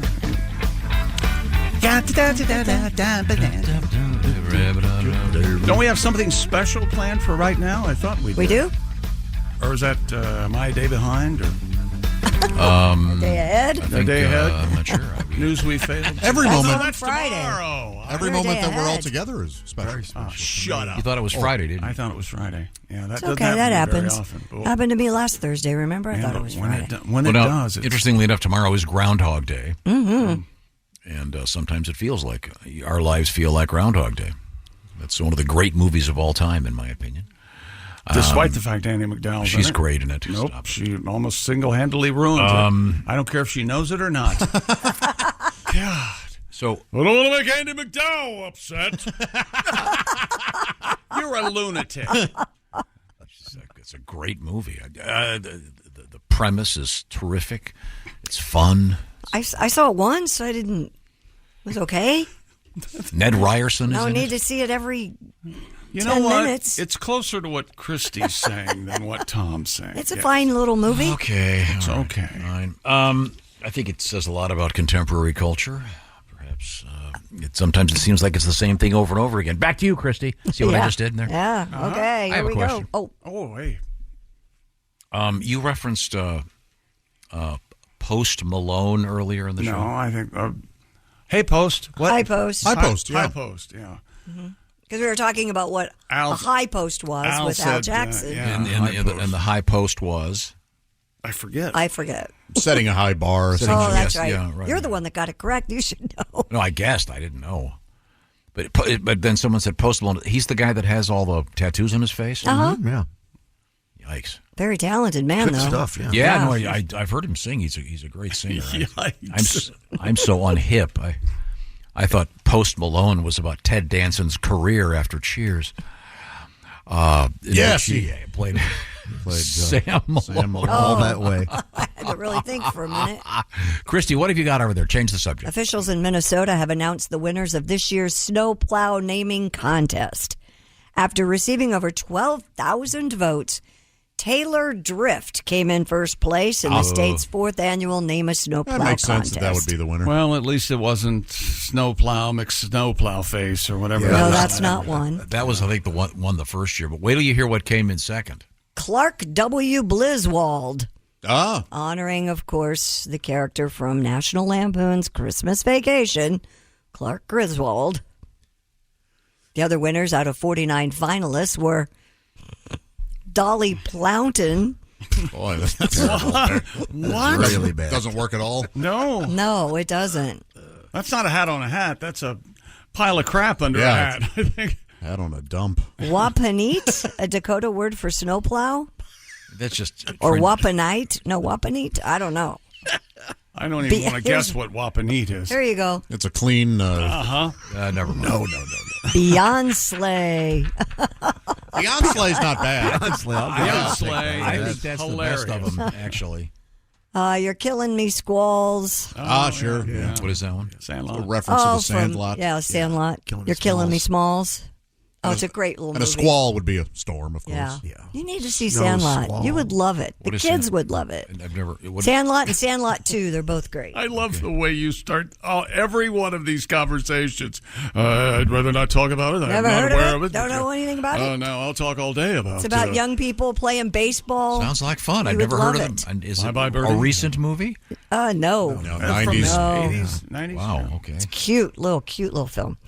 Fast and Furious That's funny. It's not bad. I'd like that one in Beyond Slayer. I think my favorite. and Barbie's Dream Plow. Boring. What about Barbie, Tom? How you feel about Barbie in the movie, huh? Overrated. What? Almost unbearable to sit through. Sorry. Goddard and I really love it. I love yeah. it. Yeah. It's Really? great. Oh, good Yeah, for you real guys. funny. Funny. Witless. Funny. Hey, look, you can say you can say you didn't care for it, but to say it's witless is just completely incorrect. That's his go-to, the term. Yeah, witless. but it's like it's like the least accurate description of that movie. Really? What's witty about it? It's very witty, and then it turns very well really written. It's serious, clever, which is yeah. what I didn't care for. When in the end she has it's her pretty to period. look at. Oh, that's funny. What? That's not what happens, but it's all right. No, That's that's one not little what joke at the end. happens. It's hardly the whole movie. Wait a minute. I have to admit, with Tom's observation, I'm curious about seeing Barbie have her period. I got to tell you. And then she gets Kotex chocolates. You didn't see that part? Okay. Huh. A New Hampshire woman has been Wait a rescued. second. I want you to read the previous winners. We already talked about one of them. Plowy McPlowface, Darth Blader, Blizzard of Oz, Scoop Dog, and Han Snowlow. This is all so stupid. They're so bad. Really? Now Aren't you glad that's I read witless. But they named it Taylor Drift. Yeah, All right. that was the winner. Okay. Beautiful. So we can shut up about it for 1 year. Okay. A New Hampshire woman was rescued after she fell into a dumpster and got compacted into a garbage truck. Good. Hope she's dead. She's not dead. That's what she gets. Witless. Queen clumsy. Man, She's what witless. a nightmare. The Manchester Fire Department reports the woman had fallen into the dumpster while throwing out her garbage and became trapped in a trash truck when the dumpster was picked up. So scary. How do you do that? Yeah, you're right. How did she not How do you how do you fall in? B, how do you not get out? What's going on According here? to WHDH, Formerly HGH, The human trash- growth hormone. the trash truck driver called 911 as soon as he saw the woman fly out of the dumpster and into his truck. By then, however, the driver had reportedly compacted the garbage up to 4 times. So he didn't call them as soon as he saw her. Right. Hey, is that a dummy? I'll crush it 4 times and see. Man. Rescuers used a basket ladder to reach the top of the truck, lift the woman out, and take her to the hospital. She sustained minor injuries and is recovering from the ordeal. I have a problem with this story. Go. So, did they compact the garbage 4 times before she fell in, or did she fall in and then they compacted it 4 times after she You're the fell one who in? wrote the story. After she fell in, that's what it sounds like to me. I think it's confusing. I read this earlier today, and I was like, wait a minute. When I saw the story on the news, they showed the dumpster, and I'm like, how did she fall in? Is she incredible short? Maybe. Short people have problems sometimes. I get that she fell in, and I get that she couldn't get out. Some of those things are deep. It's like, yeah. I mean, you have trouble getting out of a ball pit, let alone Right. a garbagey, slippery, whatever. Right. But I don't. What? Here's a different account of it. Okay, I was done. I'm sorry. No, No, you were done. Yeah. Yes, Tom. It says neighbors heard her screams. And the trash compartment was equipped with a camera. The driver spotted the woman stuck inside and called 911.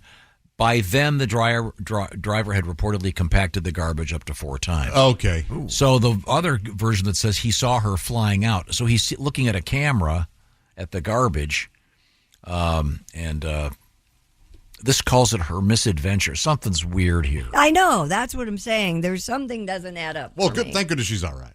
Sure, she smells awful. Yeah. Sure. She had to have a shower for sure. Oh, man. Yeah. She looks really thin now. She's a little boxy. Wow. There's something going on there. What is that? What is the movie where Omar Sharif gets compacted down into his car, but he's still alive, and is it top? I think it might be Top Secret. Oh, you hear a horn. It's him. You can see his face through the windshield. Oh, yeah. Remember this? Honk honk. Don't they get in a trash compactor in the original Star Wars? Isn't that one of the things? Oh, yeah. That's an entire room that compacts the trash down. Yeah. Scary. And they start screaming. And of course, is it listen, Toy they're Story? dying. Is it Toy Story 3 where they? Oh, jeez. That's a scary one. Yeah, our incinerator. Down the hill into the incinerator, and Mr. and Mrs. Potato Head are holding it hands. Yeah, it's so sad. Good God, is that sad? That is. Sorry.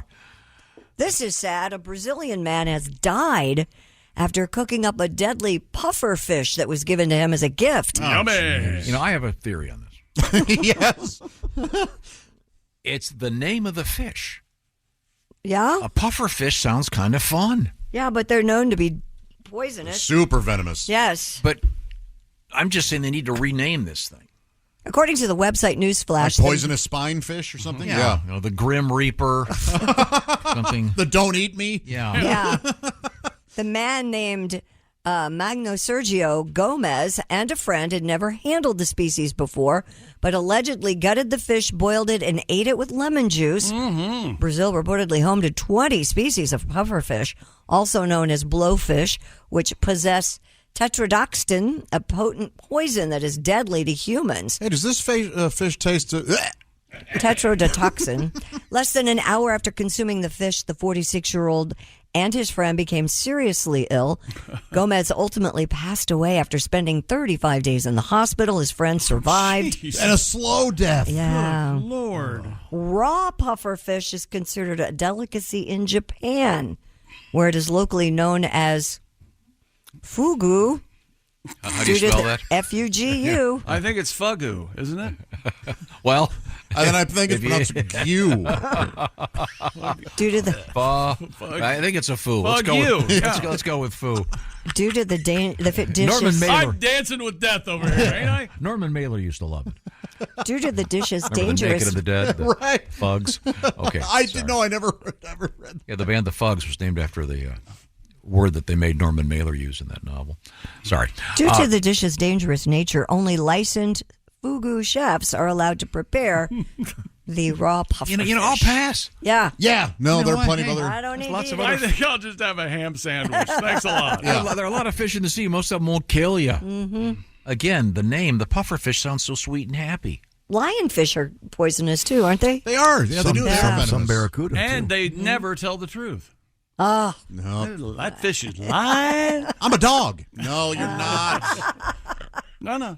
Doggy dog. Would you, if you were in Japan and you went to one of these places and there was a licensed fugu prep guy, would you go, sure? No. I'll try it. No, because even then they go, there's still No. risk. Yeah. I'm not... No, thanks. Wow. That's just crazy. You know me, I'm not adventurous. I'm not going to eat. What was it that you ate that had tentacles still moving in its mouth? Octopus? Yeah, that is not happening. No. We had those. They look like those little tacky octopus you throw up against the wall. Wacky wall crawlers? Yeah, I had them in Barcelona. They were. It was Yeah. awful. And it's squirming in Yeah. your mouth? Still alive. No. Yeah. Well, for a little bit until you bite it in half. Then it'll- Yeah, you that's eat how you that? kill it. Yeah. Oh. And people have died doing that because the tentacles stick to your throat. Sure. You got to really chew it up. Yep. Yikes. And you did it? Yeah. But when I did it, I didn't do it the whole. I didn't eat the whole one. But you would look around a restaurant, and there'd be a beautiful woman there, and she'd have a Eating- mouth Yeah. full of and the tentacles would be splayed around her face, and she would just be choking it down. I had it where they cut it up right there at the table, and it was all squirming, and you just put it in your mouth and eat it like that. No, thank you. Pass. And it didn't taste good enough to justify having it.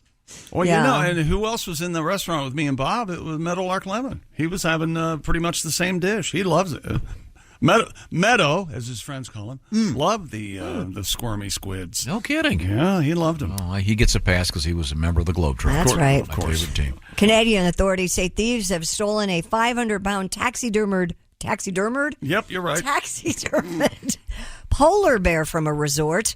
Royal Canadian Mounted Police said the bear, worth about $26,000, Whoa! was taken from the Lily Lake Resort northeast of Edmonton. That's next to the lily-livered. The incident follows an August 2023 theft from the Sturgeon County Resort on Lily Lake Road, where 2 taxidermy raccoons were stolen. The officials are now asking for the public for any information about these cases. They could be related. How big is this thing? 500 pounds of Are these polar worth bears. stealing? Do you sell them? Is there a fence for taxidermy? Well, it's right now. It's a bear market. Yeah, it is. So you'd want to, be involved with that. For just, you think I'd know? For just a second, Yeah. I believed you. You were going to give me some information. I didn't too. I mean, who would this? This is at whatever the local college fraternity to spread a lot of thigh. They're for their. All right, raise your hand. Repeat after me. We at Spread a Lot of Thigh. We at Spread a Lot of Thigh. No, they're doing butt luges on this thing. It's for their winter. You don't think the sociable. polar bears and the raccoons are connected? No, I do. This is I do. This is a stunt. I think there's some sort of yeah.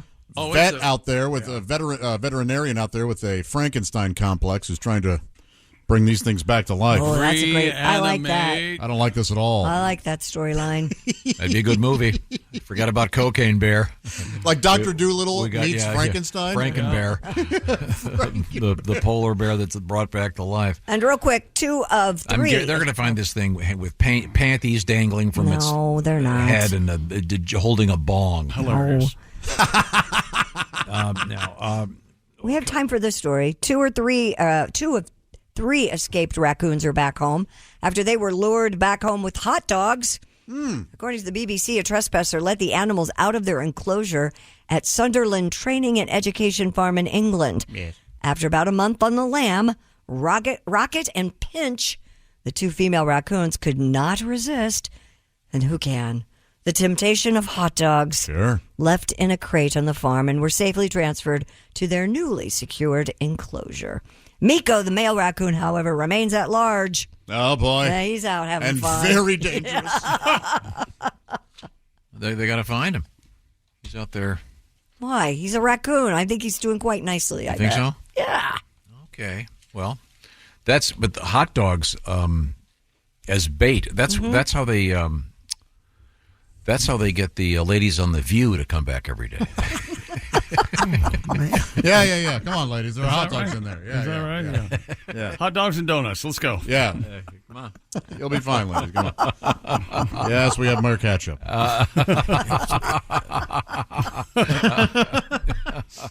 Right now, I want to talk to Christy about her bed.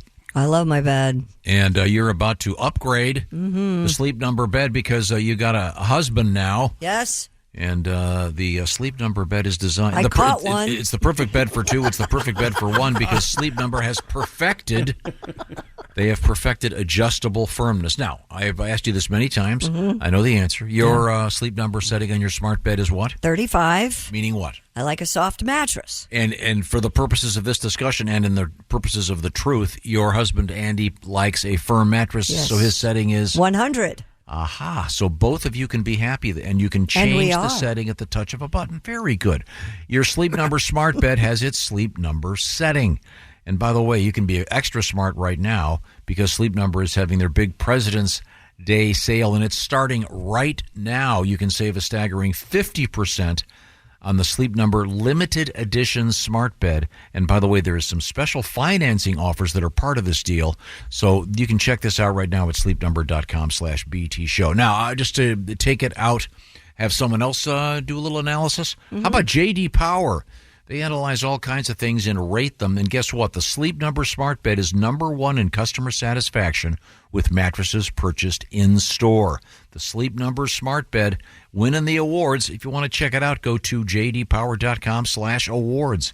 Only at Sleep Number, that's where you find it, the Sleep Number store. So visit your Sleep Number store to find it. Go to sleepnumber.com/BT show. Get all the details on these special offers right now with special financing, that President's Day sale on the limited edition Sleep Number smart bed. We're coming back with your history lesson. This is the Bob and Tom Show. Add to or continue the conversation. Check out the Bob and Tom Show on Facebook. Get the link at bobandtom.com. This is the Bob and Tom Show. Bill Murray? Bill Clinton? Hey, welcome back to the Bob and Tom Show. You know, all of us in the room are and Tom's last nerve are having a big party. Hi, buddy. How you doing? Is it time for a history lesson? I don't know. I have no idea what's going on. That's February 1. Yeah. Or they call it Uno. February Uno. End of dry the big January. 2-1. Oh, 2-1-2-4. What about 2-1-2-4? And coming up, it'll be 2-4-2-4. Oh my gosh. Holy hell. What are we going to do for 2-4-2-4? We should do something special for 2-4-2-4. I guess we'll go to church. My sister's birthday. That's what day it'll Oh, is it Sunday?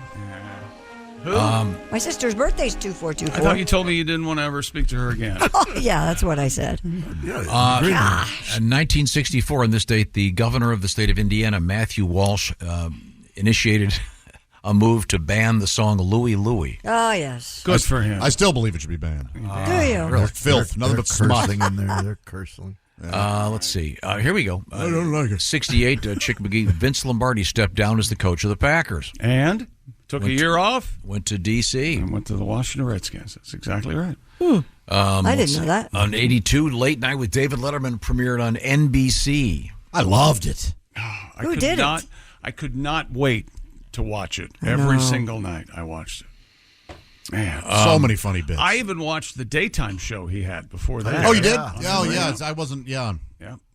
Man, big doings. Was that with Mary Tyler Moore or something? No, Mary Tyler Moore was a CBS show. I think they had on. I mean, he was real funny when he went to CBS. Obviously, some great stuff, but those NBC days were just some of the wildest, weirdest. That was the Velcro wall and stuff, and the watermelon. Larry Bud Melman and. They had trouble with the Alka-Seltzer. Chris Elliott as the upset father guest. I love Chris Elliott. The guy under the seats.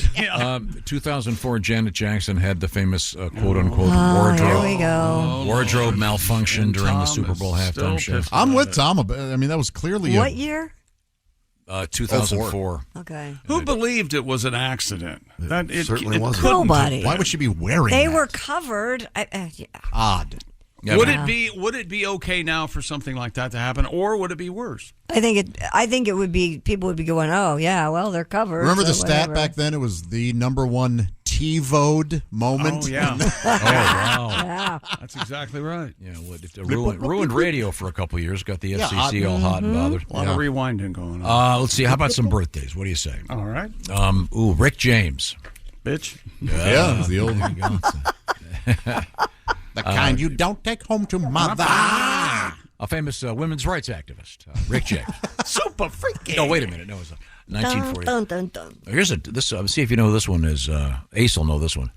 Born in 65, Sherilyn Fenn. I had the biggest crush on her. Twin Peaks. Right? Yes. Yeah. And she was in the Armand Asante movie that was Fatal Instinct. Fatal Instinct. Yeah. That was it. Yeah. There's a chart of her career. It's a Venn diagram. Yes, it's a very interesting Venn diagram. I'm sorry. That's where Armand Asante goes to his closet, looks at what suit to wear, and they're all the exact same. And he's going, "Let's see." It's so stupid.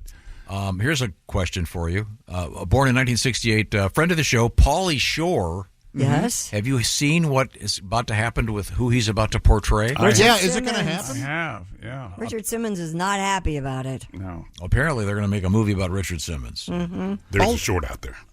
Oh, there is? Mm-hmm. Okay. Gotcha. Let's see. Nobody called him Dick, did they? Dick Simmons. Dick Simmons?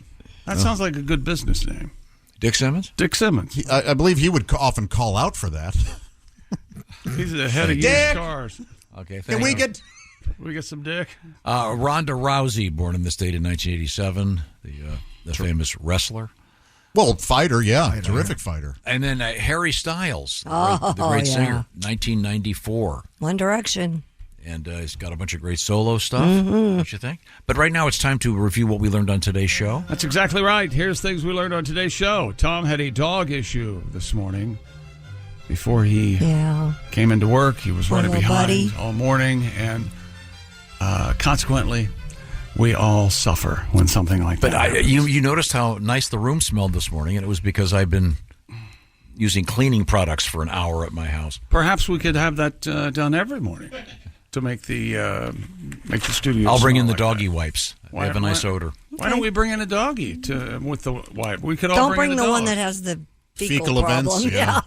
I would call it an epic fecal event. Would we ever, if I started doing sports and the dog came over here and crapped, would we ever stop laughing?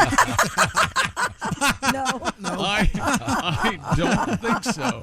Or possibly during a Pat song. That'd be fun. Splat. Let's see. Ace drinks vodka, and he likes to chase that with a vodka. Tom doesn't care for other people or other dogs or other people's dogs. No, I like other people's dogs. Plenty. You really don't. You really people's don't. kids. Nobody calls it booze anymore, Tom said. No, I do. Al Jackson did. You call it whatever Kinda you want. backed you up. That's what I say. There you go. You got to start more iron fist around your house. I got to go buy some hooch. And Tom gets freaked out by aliens and periods, and not necessarily in that order. Mm-hmm. And there really is a product out there. It's a gift for ladies. Lovely. What's the name of it? The Let's have sex during your period chocolate box? Yes, from Kotex. Okay. Chocolate. From the Kotex people. From the chocolate box. Do you suppose if you work at Kotex, they give you a jacket with the With your logo? name, Yeah. Yeah, okay. And there's anybody nicknamed Tex that works there? Okay. This is the Bob and Tom Show. Thanks for listening to the Bob and Tom Show this morning.